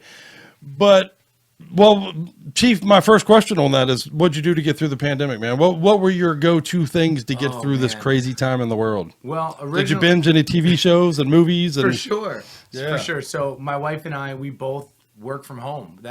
We didn't used to work from home, but with what we do for a living, that we ended up both working from making home. porn, right? Well, of course. Right, okay. It's OnlyFans. So you can Right. check. We make apple fritters in the nude. That's what we do. It's a good channel. It's a good channel. Yeah, with pasties. Good content, but with the pasties. Right. Sorry, go ahead. No, we binge watched everything you can find on Netflix, on Hulu, and we did too. I hit a wall of I literally could, and I still at this point I can't watch television without falling asleep. You can ask anybody that has tried to watch a movie with me. I'll be in a movie theater and I'll fall asleep. We call that Scully disease around here. I can't do it anymore. I've given up, and I have fully committed to even in the movie theater. I can't do it. Wow. I can't. I literally can't watch it. It's really hard for me. I watched a few episodes with my wife yesterday on date night, and I didn't fall asleep. And I got kudos for it. Nice. But no, I've been playing a lot of NHL 22 on cool. Xbox. So shout out first off to the Wake and Bake and to Canadian Bacon, my 2 clubs in the world of Chell. There you go. Yeah, I got to give shout What's your gamer tag? Is that Backblast Dan? There you go. Find me on Xbox, Dan. guys. Backblast Dan. You want to play some hockey or some Call of Duty? I'm your man. Interestingly enough, also his porn name. Well, obviously. There you go. You got to have continuity. Yeah, it's all about branding. It's all about branding. It's all about branding. You're absolutely right, sir. You're absolutely right. If you got 30 names, you lose something in the sway but there. A lot of video games, and then I've been doing a lot of writing and recording. So, my last project, Backblast, ended a few years ago, and shout out to my brothers in Backblast. I miss you guys, and we are actually working on re-recording, and we're going to re-release our first EP, which awesome. we did years ago. Yeah. A lot you guys came on and we talked during that time frame Yes, as well. we did. Yeah, that's awesome. So we are, listen, we all have creative juices still in us. I don't think any of us are actively trying to play shows, and it's not because we don't want to play shows. It's just right now we're all in a place in our life where we really don't have the bandwidth. And we don't. Right. We don't. I mean, time-wise even, right. Yeah, I agree. We all have I get it. families, and, people evolved and lives adapt, but we still love each other, and we love the music that we've written, and there's some things that we have always wanted to change and finish, and you know what? By God, we can do whatever the hell we want, so we're going to do it. That balance of passion and time. Yeah. It's kind of, the crux of life in many ways, if you will. So I mean, I get it. The passion still exists, so you got to get in there and mix it up, man. Yeah. It's a calling that never goes away, isn't it? Never goes away. So it really is. I've been doing that, and I started a new project, Side with the Enemy, with some friends of mine that are kind of in a similar situation as me. It's like, hey, we love playing, we love writing, and we like spending time together. And especially during a pandemic, what do? Right. Usually everybody's been finding that little circle of people that they trust that they can be around. And right, wrong, or indifferent, and how you feel about that, that's pretty much what's going on if you talk to everybody. That's the human grind, man. That's the human response. Right. So Right. I've been fortunate enough to play with some really good folks and some really good musicians. So I got Kyle Bono. I've been talking. Max Redding helped us out on the first track, and I love Max. And he's a dear friend of mine. And I've been playing with Josh Showers and Marcos Aguia from Backblast originally. And I'm really just trying to. I've talked to more musicians in the past few years, just about doing different things, whether we end up playing together or not. But just what others are doing, and there's so much creativity going on out there that people are doing without. I don't think people are noticing, or some people are noticing, but I think should be talked about a little bit more. And there's so much you can do on your own if you really want to. So where the will exists, man, and the passion exists, the art will follow. Yeah. And that's definitely what's happening right now. It seems to be almost a trend, if you will. Yeah. I'm very fortunate, knock on wood, that I get to talk to so many bands and people such as yourself that have the passion for the metal and the music that we do. Right. But that has been the go-to answer for the pandemic, right? Really, I binged on this, I binged on that, but I created is what I did. I was forced into the kitchen to do some baking, if you know what I mean. And there's a lot of that. You got to learn something. You got to keep busy. You got to do something. You can't just sit there all the time. And you know what? The people that can do it and are comfortable with, like, hey, you know what? I'm okay with just relaxing and sitting around all the time. And listen, we're all doing it one way, shape, or form. Listen, when I'm playing a video game, I'm sitting around, but I'm still being, to me, the fact that I doing can talk a thing, to people and I'm communicating with others. I'm being active in my mind. And when I'm creating music, I'm doing something that, to me, I care about, and it's being creative, and I'm writing, and I'm using thought process that I wouldn't be doing it if I'm just watching a television show. Right. And that's just for me, though. Right. I'm not personally I've never been I'm not a big video game guy. Literally the last video games I got into was like Tiger Woods in like 1994 or some shit like that. Game, but I'm a binger on TV shows, one thing versus the other. I don't think one's better or worse or none of that shit. We're all doing something to kill those brain cells, and you need that mental downtime. But I think you're onto something though. With in between that binging that I've talked to so many people even that told me, man, this TV show kind of saved my life for a month there because I was freaking the fuck out. I had to get out of my house. But I think for musicians and people that have a passion for music, man, that's been more the outlet than anything else. How can you adapt to what's going on? How can you adapt to, like, okay, well, whether you're in an active band or you're not in an active band, and even if you want to. Well, and how many bands have come back right now because of the pandemic? They're like, man, I'm doing nothing but playing with my dick. Let's do the music, Yeah. Right. I mean, it's everywhere. There's bands reforming, old bands coming out with new music. Yeah. And I think it's all so true. wonderful. I think whether you enjoy the music or you don't enjoy the music, I think for the fact is I'm happy for the musicians that are doing it. If they're doing it for the fact is like, hey, I just want to play and I want to write something. And if you're loving it, cool. Right. And let's be honest, that's where the best music comes from. When it's a passion project made with love, it's going to be better music. It's going to be, Lawnmower Death is coming on the show in a couple of weeks. Yeah. They're literally just put out their first album in 24 fucking years. Crazy. That's, well, how do you get and that it's just creativity as kick ass. It's just, right. That's a hard thing to kind of recapture. Well, I wonder, I do wonder how much of it is, in many ways, the pandemic has been a social experiment. We've been put into social situations, and it's anti the human experience. We're social animals. We generally get out in the public. It's a weird thing for us to box ourselves off. And honestly, there's many studies right now that are showing anxiety being on the rise from people, just the thought of interacting with one another as a byproduct of all this, which is terrifying to me, honestly, long term. I still want to get out there and mix it up and see people in person and mosh up and shit. So do I. But, there is something to be said for that. When you're put into situations that you're not used to, you don't know, untepid water, I guess, untested waters, you go to the things that you provide the comfort. My father used to say all the time, and I don't believe it's an original term to him, but he used to say it all the time, was in times of crisis, bet on vices. Because you're going to go to that comfort food thing. Something, and what is a healthy something? Well, and I was going to state that it doesn't have to be healthy. If you look during the pandemic, you have everything's on the rise. Addiction's on the rise. Divorce is on the rise. Fucking violence is even on the rise. Like everything's on the rise. And I think they're definitely tried to it. People haven't had to be in this level of isolation for so long, or it's. I mean, just think about since the pandemic, how much from a political and economical and there's so much has changed. Everybody's lives have been impacted in so many different ways. It's incredible.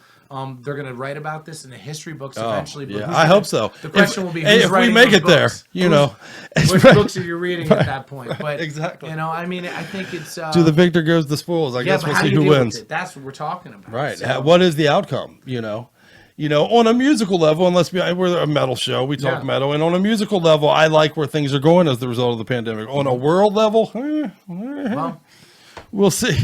Who knows? We'll see, I think man. Everybody's holding on for dear life. Yeah, so true, brother. So true. Well, honestly, and that's why the projects are important to a lot of us, man.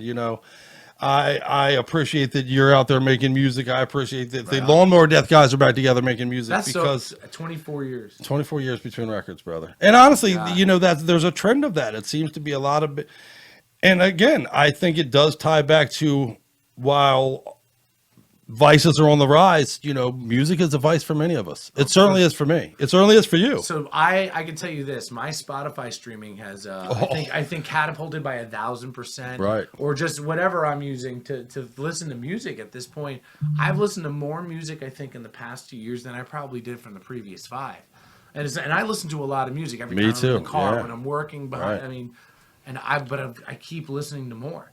And now but I'm also noticing my trends in music. What am I listening to? Right? What am I listening to? Am I listening to newer metal? Am I listening to older metal? But yeah. You find new things and you find different ways to analyze things because you're bored. You're stuck at home. Right. We're stuck in our little boxes, so now we're man. Analyzing what we're already analyzing. Right. Oh my Lanta. Oh man, hey, me and Kyle were talking earlier about how much percentage of evil. Those are the conversations you have while stoned and stuck in house. How much percentage of each individual is evil. We have too much time on our hands. Too much time on our hands. It out. An old Stick song. Too much time on my hands is taking away with my sanity. Kick-ass old Stick song. Because even social media is getting, we're all, I don't Well, know. I think that hot plates it, man.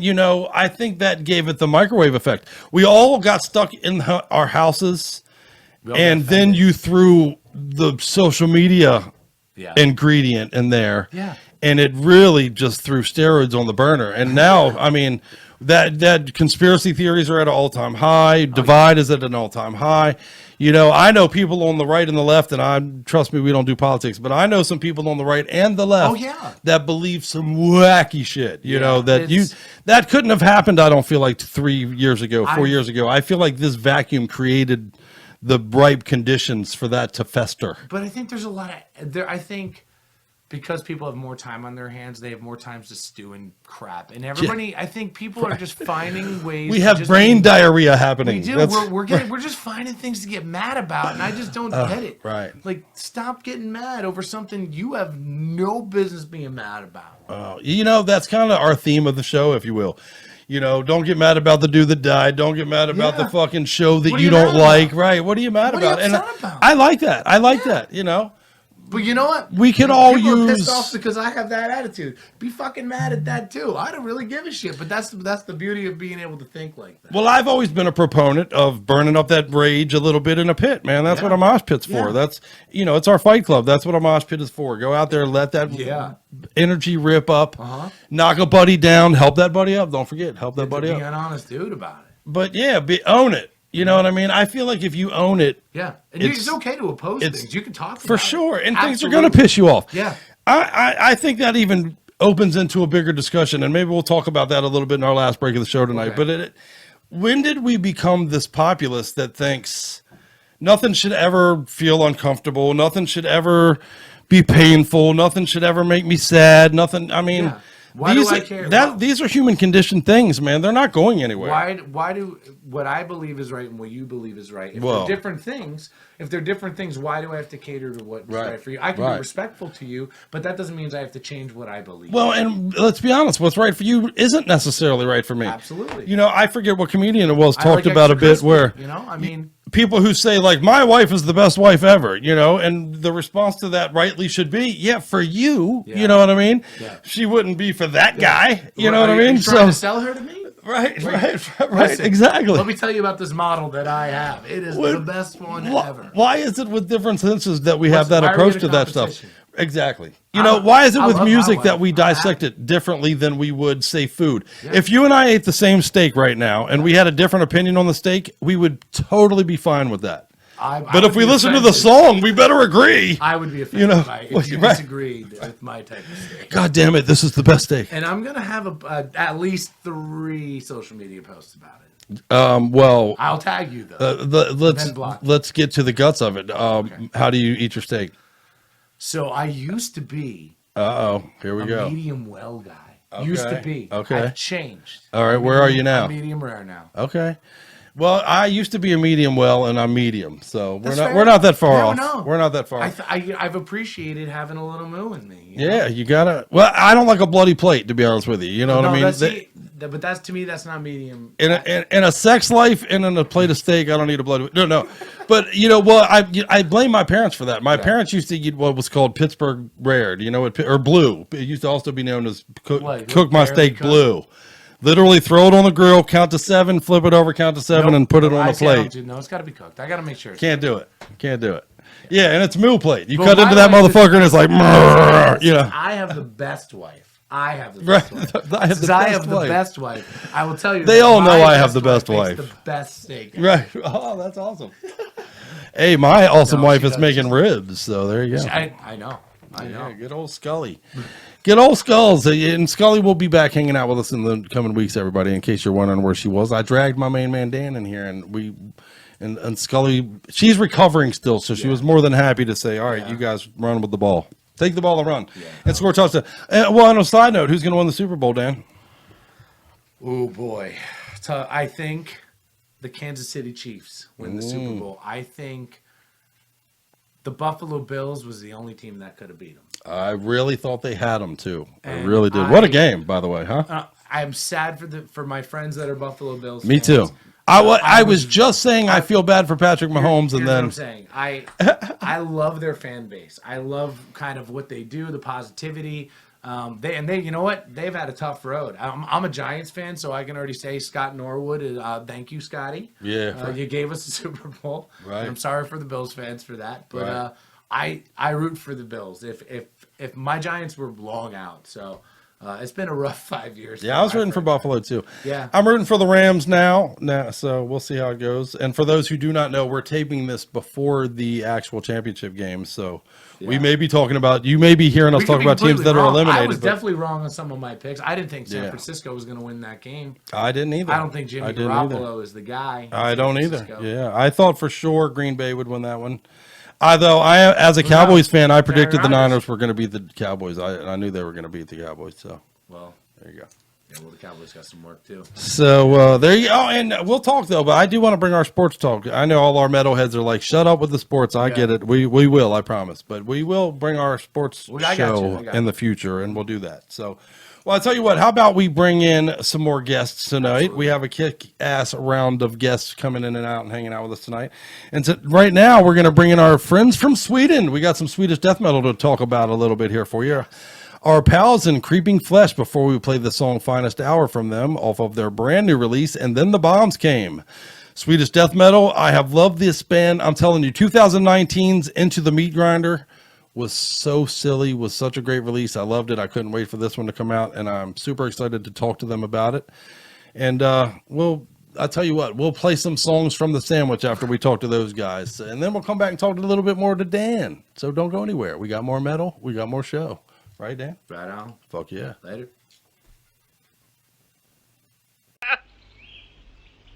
And now for something completely different. Well, hey there, Metal-O-Maniacs. I am joined all the way from Sweden with my new pals, man. And honestly, if you've been hanging out with us on the show, you know what a big fan I am of these guys, man. I've been telling you about Into the Meat Grinder for a long time. And I finally tracked them down and got them on the show. What's up, fellas? How you doing today? Oh, very good. Thank you. Very good. Yeah.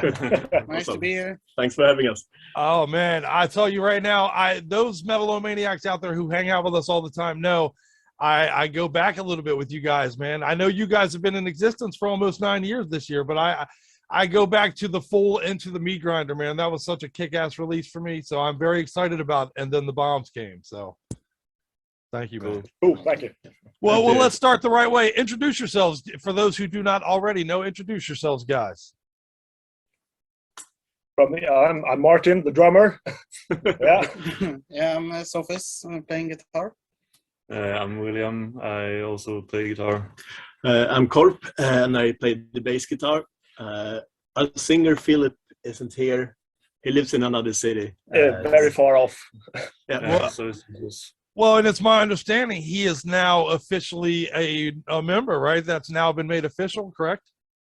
Yep. Correct, yeah. That's correct. Awesome. Recently. Yeah, quite recently, yeah. Yeah, right on. That was a January announcement even, so that's pretty cool. So does that mean you are now full-fledged ready to rock and hit the road and start doing the whole thing, or what's up? Yeah, pretty much, for sure. We're just, we have to rehearse a lot. It's, the catalog can be quite big, we don't even know all the songs ourselves, and new guy in short notice. Yeah, but so yeah, we did 5 gigs with Philip at the end of 2020, and we just asked him which songs do you know? So he got to choose the set list a bit based on which songs he actually had listened to before. Yeah, it turns quite easy for him. Well, because he and I played in another band before this for quite a few years, so he was around for pretty much all our existence, anyways. So he bought all our albums and listened to us a lot. And you in person with him a lot. So yeah, we're close friends since before. So yeah, it was an easy fit. Yeah, it was. Yeah. Man, there's no cooler homework to do than, hey, man, go listen to all our fucking music. That's what you need to do, motherfucker. So, all right, dude, I'm on it. I'll be right back. Well, let's start there. You guys have been in various bands in that region. Tell me a little bit about your scene there, man, because, let's be honest, that's a part of the world us dumb Americans know pretty much for death metal, man. I mean, that's what, if you say Sweden to me, I say death metal, so. What's that like? What's the scene there for you? Like every musician we know is in a band, basically, like in some form. Yeah, more or less. Yeah, it's kind of cool. Yeah, it's like black metal, doom metal, melodic death metal. A lot of old school death metal, of course. A pretty extensive black metal background too. Yeah, that's true. So. Yeah. And I think all of us have moved to Gothenburg, and at least for me, the metal scene was what made me move there. Yeah, same. I'm from the north of Sweden, so I was like, I need to go somewhere where I can go to shows like a couple of times a week. Yeah. Because where I lived, there were almost no bands that was coming there, so. Yeah. It was really nice to come to Gothenburg. Same for me, actually. But I just moved 2 hours away from home, so to speak. But Gothenburg was the logical choice. Some would say Stockholm is, but it's further away. And I had friends living here from the beginning, and the metal scene here has always been really alive. Well, until COVID, obviously. But right. But it's we're getting there. Yeah, everyone moved here for the metal city. Yeah. No shit. So you guys all migrated there to make a band, and look, here you go. Oh well, we didn't know each other at all. Yeah, that's all. No, we didn't. Yeah. So it's just luck. Yeah. That's fucking awesome, dude. That's very metal to me, man. So you guys were literally creeping flesh from other parts of Sweden that crept towards each other to make it. I fucking dig that shit, brother. That's cool. Yeah, well, like Philip uses, he's introducing us now as we're creeping flesh from Gothenburg, but no one's from Gothenburg. Hey, you're from where the fuck you say you are, goddammit. So yeah. We've lived here for like 10 years now. So tell me a little bit about some of the build up to finally getting this album out into the world. It's really weird that it's not out yet, because I feels like I almost forgotten the album by now. Yeah, we have to relearn the songs again. Yeah, that's what we do now is learning how to play the songs, because Yeah, it's almost a year ago since we recorded it. We recorded in May, right?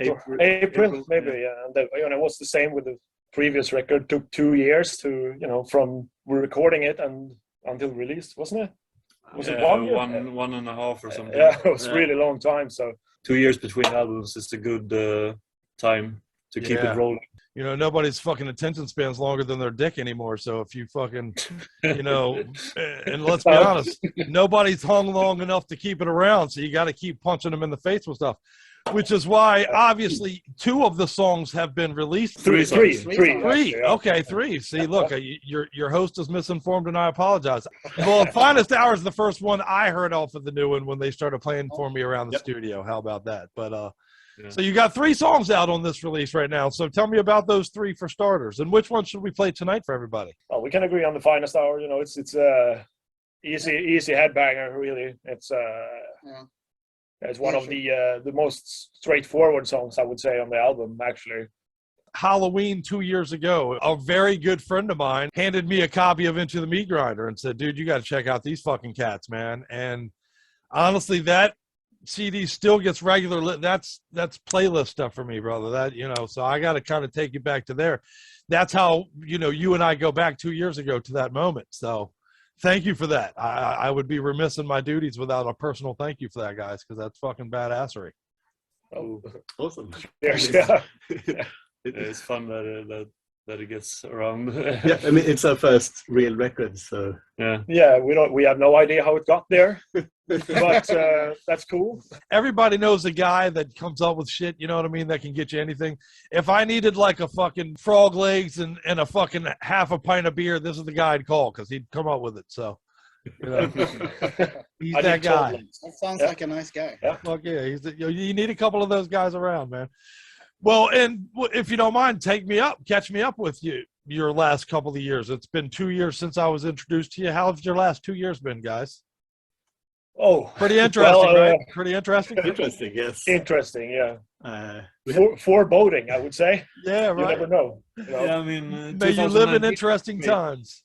Yeah, 2019 was great, though. Well, it's 3 years now, but it's still 2 years ago, I would say. For sure, yeah. 2019, and then there's like a black hole. Yeah, 2 years. No, when we released the Meat Grinder. Was that 2019? Yeah. Okay, 2019, yeah, September 2019. Yeah, okay, so we recorded it in 18, or anyways, but 19 was a really, 2019 was a great year. Festival shows and stuff. Yeah, we got to play a lot of.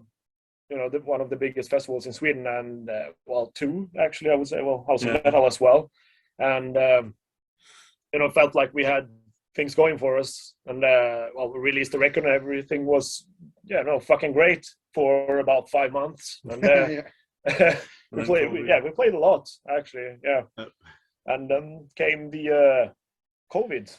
Yeah, we're just about to leave for Great Britain and play there when COVID. Yeah, same month. Yeah, the same month COVID just closed the whole world. So then nothing happened, and we just wrote music for. Since we had all this time, we spent a lot of time in our rehearsal space, just increasing the pace of our songwriting a lot. Yeah. Typically, we do Tuesdays, Thursdays every week. That's really our main schedule. We write as a band together. We are just go in here and play, really. But we did a lot of weekends during COVID. That too. Yeah. Well, you can't if you can't play shows, you gotta stay in the studio and just. Yeah, we just stayed in our. We just moved into a new big rehearsal space, but it was more of a basement kind of thing. Yeah. Martin used to sleep there. On this fucking couch. Yeah. And, we just did that a lot. We really wrote, finished a lot of the songs, increased our tempo until we got into the studio. Yeah. So it was productive for us, at least. No, we did more or less the entire album within a year. So it was. Since it wasn't any shows or anything, we just hung out in the rehearsal and drank beers and that was my only partying for a long time. The only social interaction we had, all the bars and everything. So we drank beer in the rehearsal space with each other. We also got COVID together, of course, since we did this. So great. Oh, no shit, did you? A month for studio time, we got it. So were you laid up sick together in the studio for a while? No, we weren't. It was just like 3 of us, and it was like a month before the studio, so we got it in time. We actually were a bit nervous about having to postpone the recording. But we went into the studio in April. I think we did 10 days. 10 days straight. So like you do the Friday to Sunday, not the next week. So it was fun. That's awesome. It was a bit stressful, but it's really crazy. I don't think we will do that for the next album, to just live together in a studio. We've done that a few times, but it's fine, you know. But this the new rehearsal place will work as a studio as well, so we don't live far away, so it's easier this time around. And that brings into question, you know, there's something, in my personal opinion, to be said for being in a room together. You know what I mean? There's an energy there that you can't replace. In my opinion, that's why we write in the rehearsal space as well. We bring cool riffs here, and then we make songs out of them. I hope you know, a lot of bands, but I think it's you get a lot more input if you write together. Obviously, you know, many bands do this, but many bands doesn't, you know. And some have like this one guy that writes all the riffs and just sends them like programs the drums and just says this is how it's going to be. Someone is always the best songwriter, but we're not songwriters. That's the big difference. Together we are. Right, you're a band, right? You're a band. That's right, man. Well, dude, look, I'm not knocking on the way they make cookies these days. You know what I mean? I still eat today's cookies, but man, there's something to be said for that old school recipe. You know what I mean? Getting into the fucking kitchen and throwing a little bit of flour around. I mean, that's the way our old school metal is, you know, that's the shit we grew up on. That's the shit that'll always be, you know, a part of my soul. I love that that's still your approach, to be honest. So it's a lot more fun as well. We're all friends, and we hang out in the rehearsal, and we drink beers and just fuck around for a couple of hours, see what happens.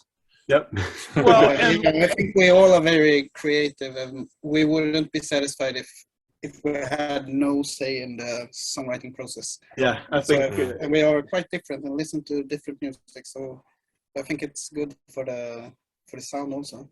I completely and we're only happy when everybody's happy.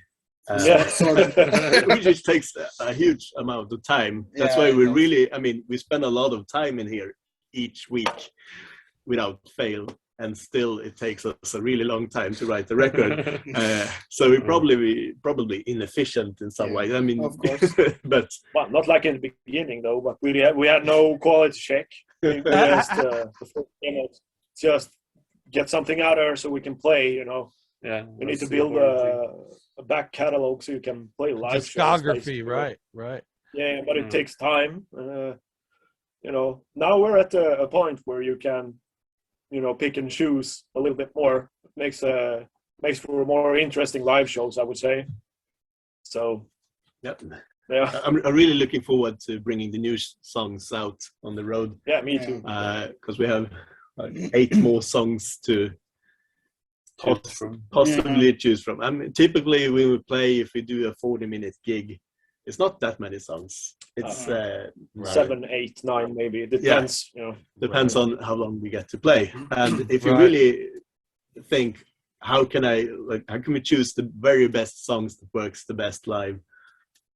If we have with these new songs, I think we're going to have a killer set list.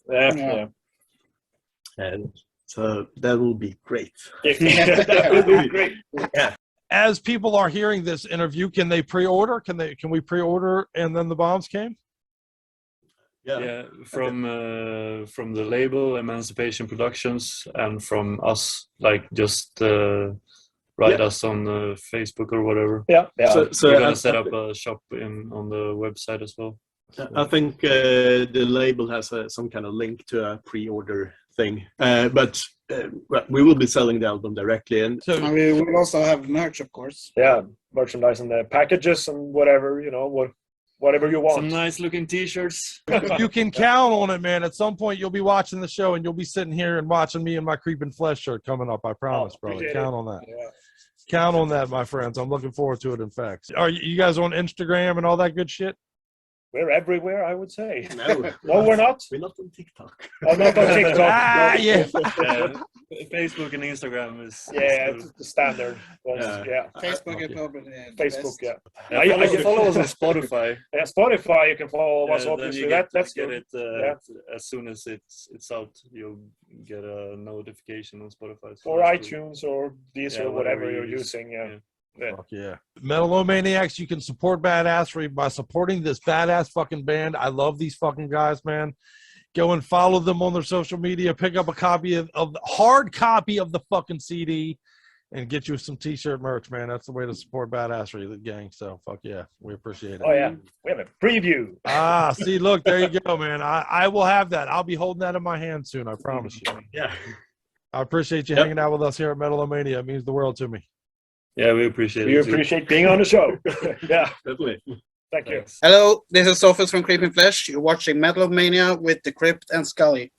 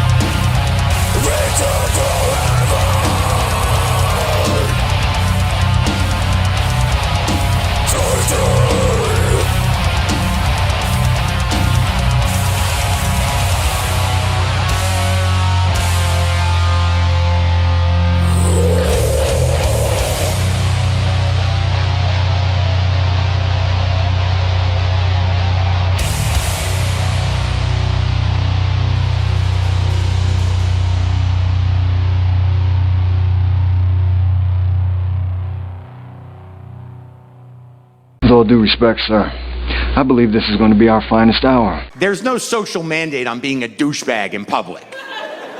So it might be on you to say things like this sometimes. Hey, you know, it's still not okay to do that.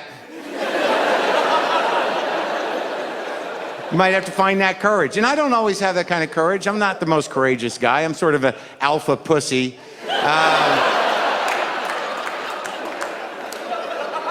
Yeah, we exist. We exist. You know, there's the classic alpha male, just a meathead, rage-filled, like, "Rah!" And then there's the alpha pussy who makes fun of that guy. You're like, that guy's a douchebag. Yeah, why don't you say it to his face? Because I'm saying it to you. This is our hierarchy. That's theirs. This is how that works. This is the end of your rotten life, you motherfucking dope pusher!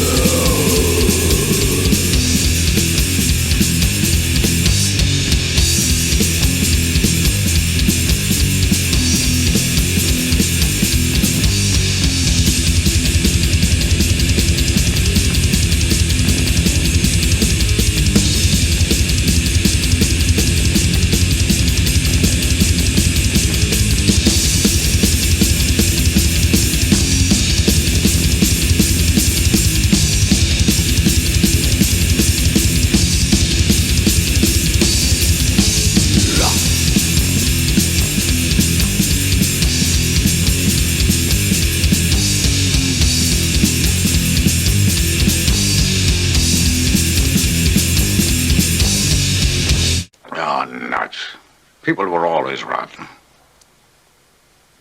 And the world was beautiful. In America, prostitution is illegal unless you film it. How is that possible? How the fuck is that possible? How do you have the biggest porn industry in the world, and you still have illegal prostitution. Because it is legal to pay a woman for sex, but your friend Dave has to be in the corner with a camera. And Dave has to film it. And Dave has to promise to put it on the internet, because if Dave doesn't put it on the internet, then a crime has been committed. And that girl can be 18 years old. And then she can be surrounded by 10 men that she barely knows. And they can all jack off onto her face until she's glazed with cum. And no crime has been committed. But in America, and only in America, she's too young to have a beer. If anyone deserves a beer,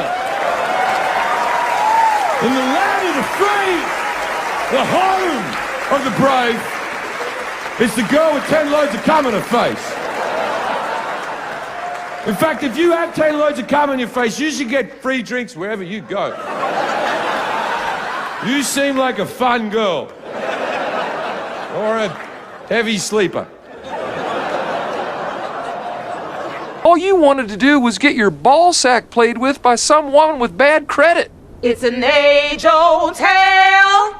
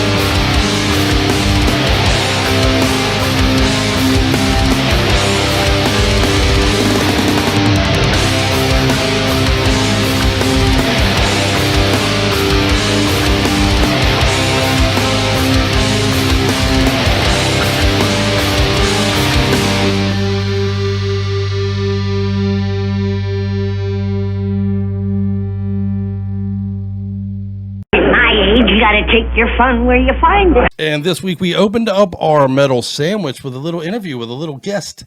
We bring you good guests here at Metal-O-Mania, and we open that up with talking to the guys out of Sweden from Creeping Flesh, man. I'm telling you, that release is just fantastic. That song was Finest Hour from And Then the Bombs Came, and you're going to want to pick that up and put it into your playlist immediately. And as you noticed, hanging out there, we threw in our old school jam of the week. We like to play the new metal, but every week we play you that old school jam, a little nod to where we came from. And this week was Obituary, Slowly We Rot. A debut from them, by the way. I know it's an old school band, but it's a debut, so it does count. And get you to 1989, though. Fucking 1989. Oh, man. It's that album is literally a part of the DNA of who I am as a human being. Slowly We Rot. It touched me. Awesome. You know, it probably says a lot of things about me that I don't want to share, but anyway. And behind that, we played some Immolation, man. That brand new Immolation album's out. If I have my way, I will get those guys on the show to talk about it. I'm a huge fan of those guys. New York badass death metal, man. I'm such a huge fan of Immolation. I got a brand new t-shirt, actually, in my new Metalhead box from them guys as well. So There you go. And that was our sandwich for the night. So when we had good guests, we brought in the Creeping Flesh guys. We had Enterprise Earth. Mm-hmm. And we're still hanging out with my brother Dan here tonight and talking about the goofiness that is the world. And oh, man. Dude, so if you were a Transformer, what is it? What do you transform into? Bro. Right? I'd be a Broton. A Broton? Yeah, I'd be a Broton. And here's my transforming powers. I'd go from being a Jersey bro. Yeah, right on. In every sense of the way. Bro on, bro. Bro on. So just a normal person. That would be it. I would just be a normal human being. Those are such disparate things that totally works. Yeah, yeah, right. That would be my transformative power. For sure. Yeah, Scully tells me I'm so lazy I would turn into a futon. So, a futon? Yeah, if you were a Transformer, you'd be a futon. That's how you would battle the evil. Yeah, right. By taking a nap. You will go to sleep now. Right. Or no, you will sit up now. Right. Whatever you don't want to do, you'll do the opposite. What color would you be? Yeah. Would you be like plaid? You know, I grew up basically at my buddy Evan's house on a brown futon. So a brown futon comes to my mind every time, brother. Yeah. Okay. Shout out to Evan, by the way. Watches the show, supports it. Won't come on the fucking thing. I cannot pay Evan to come and do. He was here yesterday, and I tried to get him to come in the studio and do a couple things. He just will not do it. I love you, Evan. Why? What's the reasoning? Think about this. Think deep. It would be important stuff because Evan's the guy I got into metal with, man. Okay. He's literally, I go back all the way back to, middle school with this guy. So when he was young. Yeah, right. My When We Were Young story would very much be Evan's When We Were Young story, for sure. Yeah, they're the same blood. Damn, Evan, come on. So, well, and that does bring us back to the nostalgia. If there's a theme to the show hanging out with you tonight, it's one, let's be a little less angry, you fucking cunts. Chill out. Everybody chill the fuck out, man. Listen, Shit. I think if you strip away, it's not always about who's doing what and how horrible a person is. Sometimes an initial reaction cannot be so harsh. And if it was about bands that you really loved, you would have a different opinion. It would be you passionate. Probably initially have a smile on your face before you realize who's running the show. But let me throw this out there, if I may. Okay. When your anger switch is about to be clicked, and again, I've said it on the show all the time. We're all hypocrites, and I'm a complete hypocrite with what I'm about to say right now. Yeah, we all are. But we should ask ourselves, does this fucking affect my life? Yes. I mean, that should be question one. And if it doesn't, let it go, man. Here's all I'm going to say is I'm actively trying to live more like that. Right. But it is a pursuit. Sometimes. Right. Oh, for sure. We all are. Listen, we all screw up, and we're all human. For sure. I think if you're I'm just trying to actively not be a dick. Yeah, that's more or less how I'm trying to live my life. Because if I'm not being a dick to you, then you're not going to be a dick to me. Well, dude, and you're allowed to have your opinion on something, and I'm okay with it as long as you're okay with me having an opinion myself. I think you just perfectly put a circle on our point, actually, because we've been talking kind of behind the scenes tonight as well with our good buddy Kyle was here as well, hanging out. Much love to you, Kyle. Thanks for hanging out with us tonight. Kyle. But kind of a theme of what we've also been talking about is how much of you are evil. We all have degrees of evil. We're all degrees of good and bad and evil and shit. Yeah. But I think you might be onto something, and just the pursuit of not being a dick might be the difference. I mean, some people don't give a fuck if they're a dick, and some people try to be a little less dick today. I want to not be as much of a dick because maybe the way I was being a dick, they feel like is the right way to act. Right. Who am I to judge? There's always two. It's all like. Whatever, man. I'm just trying not to be an asshole in life, and I don't want you to be an asshole to me, and I just want you to show me respect, and I want to show you. I should show you respect For sure. And I think if we all can try a little bit harder and stop being offended by everything, because not your opinion is not theirs. everything is right. Exactly right. That was perfectly said. Not everything is it's not always about a shared opinion. Yeah. There's so many different ways to look. You know, my father used to say, no matter how much pancake batter you pour, it's still a two-sided motherfucker. Oh, you know what I mean? And you got to remember and we often do, honestly, you know, and I'll I think still eat the burnt pancake sometimes. that is part of the, yeah, me too. I love a pancake. Yeah. I avoid carbs these days, but I miss my pancakes. But I think that is the difference. I think that's the strive that marks the difference in man between whether you really are a fucking evil cocksucker or you're maybe not. You know, are you striving to be better? Are you trying to be better than you were yesterday? Or do you just not give a fuck? Like, I do know people that are like, I'm going to be who I am and fuck you if you don't like it. Yeah. And I know people that will cheer that stance. Yeah. And I guess depending on what your actions are, maybe that is a good stance for you. Maybe that does work for you. But if you're actively fucking people up and that's your fuck you stance, then you're kind of a dick now. I mean, okay, but that is also right. Before I'm telling you that I've made a decision to try not to be so much of try to be a better man, try to be a better person. I don't want to be treated badly either. But I have been selfish. I've been horrible to people. I've done pretty bad things in my life to people, and for sure, right, wrong, or indifferent. People have forgiven me in life, and I've apologized for things in life. I've forgiven people in life that have wronged me, but I think it's just a choice: are you willing to be forgiving or not? Or if you're not willing to be forgiving, are you willing to just accept that you're not going to just have that person in your life? Because then just write them out. Then move on with your life and stop focusing on other people's business if you don't want to be involved. Man, you know what I mean? Like that's just how I feel right now. But if you don't like this show, you can turn it off.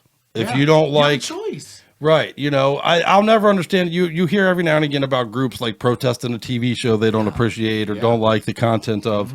I've never understood that. You don't have to watch it. It's not for you then.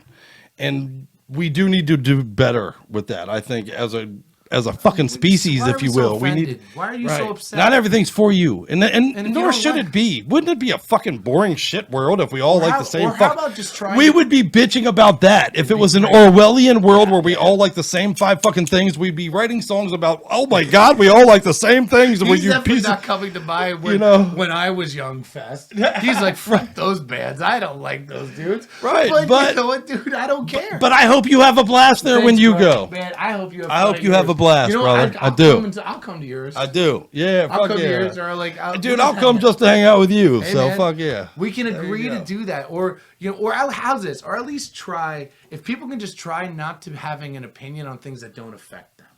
If you can just start there. A lot of anguish can be saved in asking Holy yourself, moly. does it affect you? Right. Yeah, I really does it think so, actually man. affect you? How are you involved in you giving your opinion to that? Well, I think it's Chris Rock who has a bit about, like, you know, it's always the fat white old guy that's like, I hate the gay people because they better not try to fuck me. Man, they're not trying to fuck you. Yeah. You know, nobody's trying to fuck you, dude. You relax. You know what I mean? And again, if it's not coming in your yard, let it go, dude. And just because somebody has an opinion, or maybe they don't have all the facts yet, you don't need to jump down somebody's throat. You can actually be a civil person if you don't agree with somebody's opinion. Well, and that's a good point too. We're all on a different part of the learning curve. Never forget that.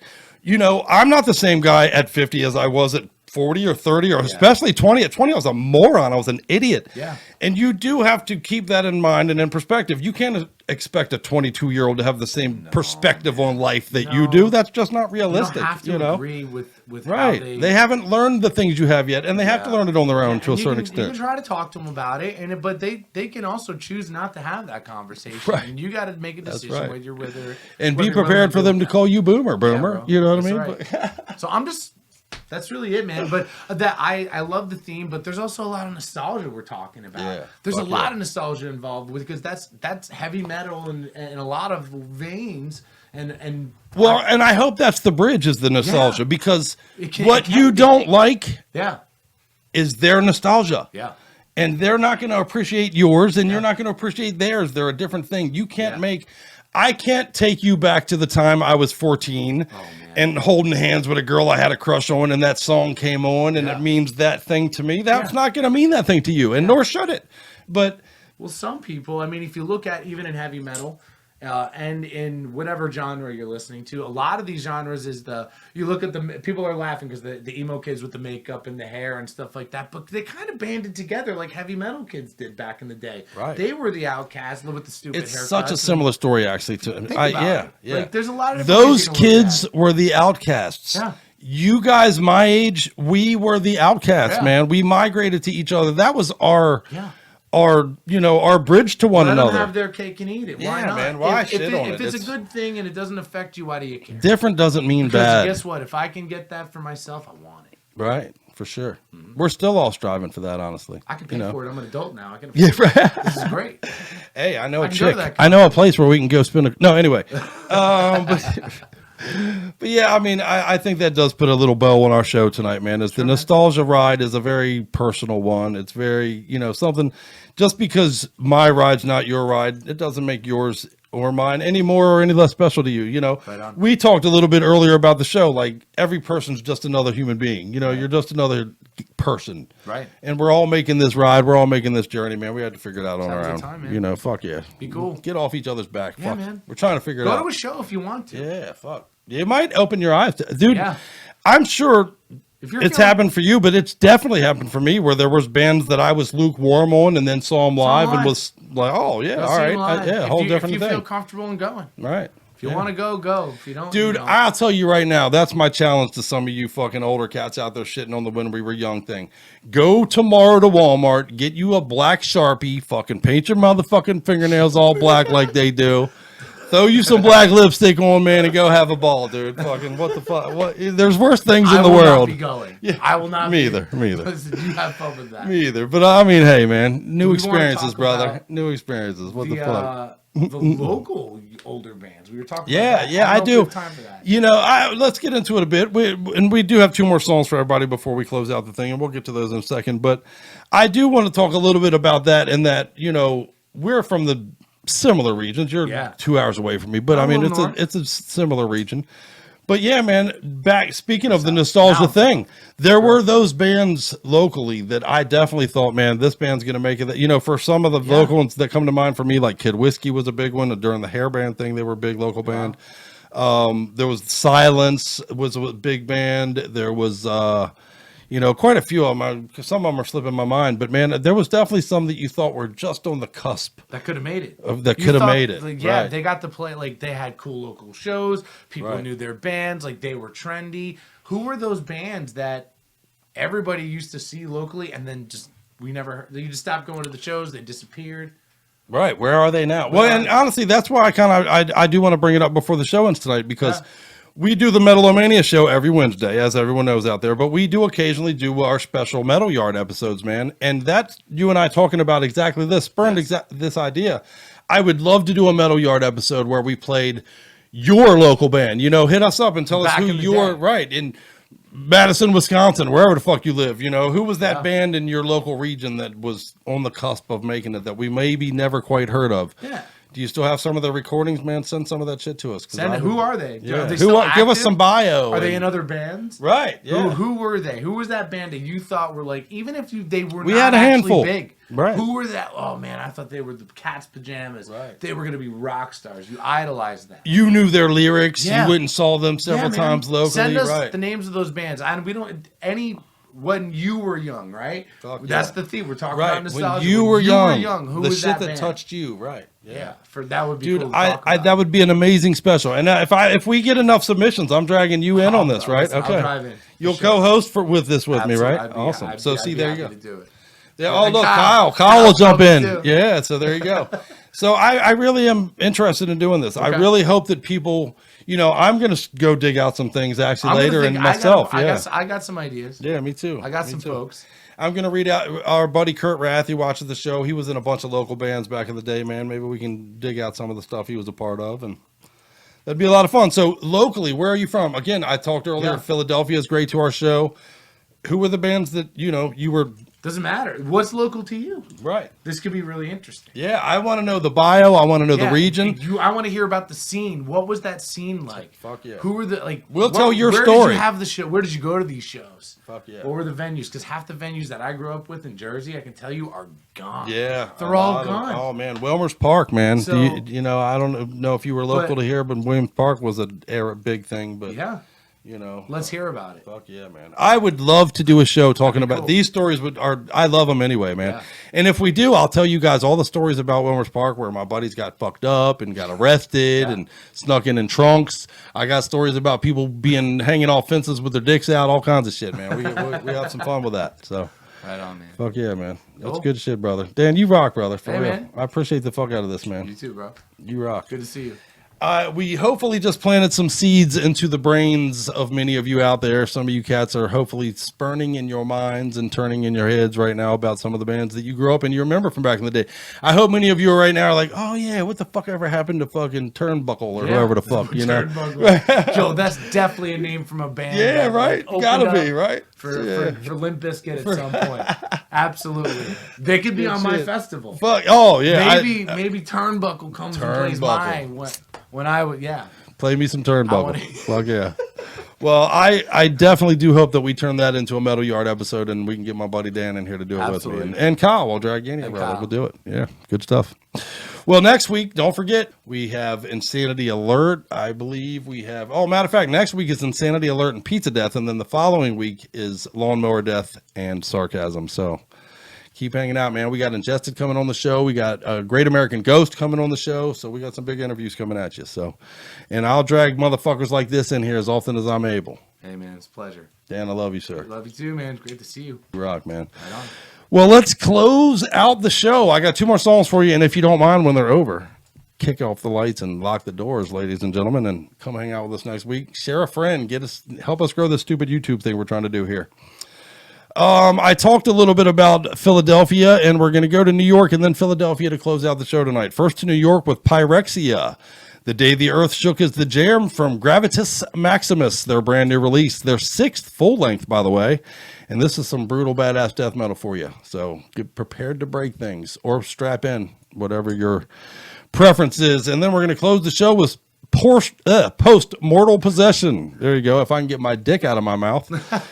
Post-Mortal Possession, Valley of the Starving is the name of the song and the most recent release. And this is Pennsylvania death metal. Again, Pennsylvania, great to our show, man. I always have my ear to the street for good Pennsylvania death metal. So, fuck yeah, man. Good stuff. Got a great scene going on. And again, just outstanding to our show, man. We appreciate the support. So we're going to give you a nod and close the show out with some of that. And come hang out with us next week. We'll do some more. Much love. Right on, man. Much metal, bitches.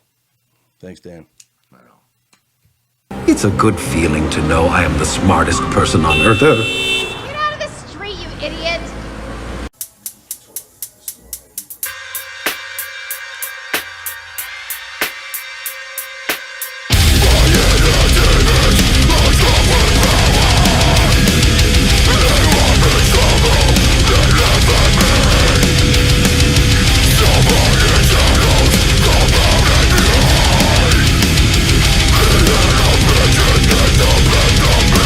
Somebody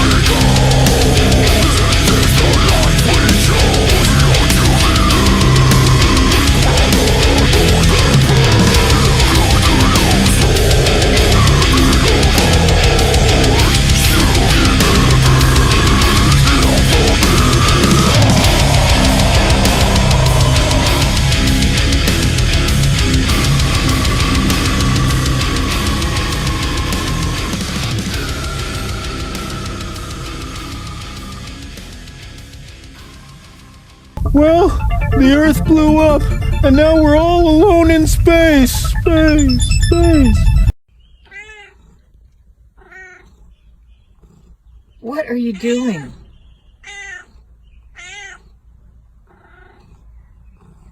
Honey, find out where the food is. I'm so hungry I'm farting fresh air.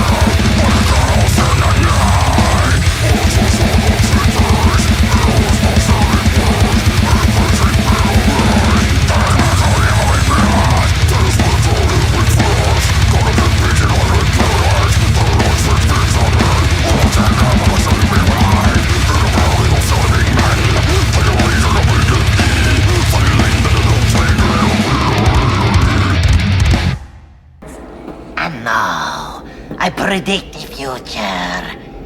Next week, you'll be in the same time, same place, same station, for another hideous, hateful haul of horror. This just in. Scientists have discovered that once you've been infected by Metal-O-Mania, there is no cure. Contact Scully right away for more and more metal to feed the dragon. Hey everyone, this is Korai from Necrotic, and you're watching Metal-O-Mania with the Crypt and Scully. Hey, this is Hans from Once Awake. You are watching Metal-O-Mania with the Crypt and Scully.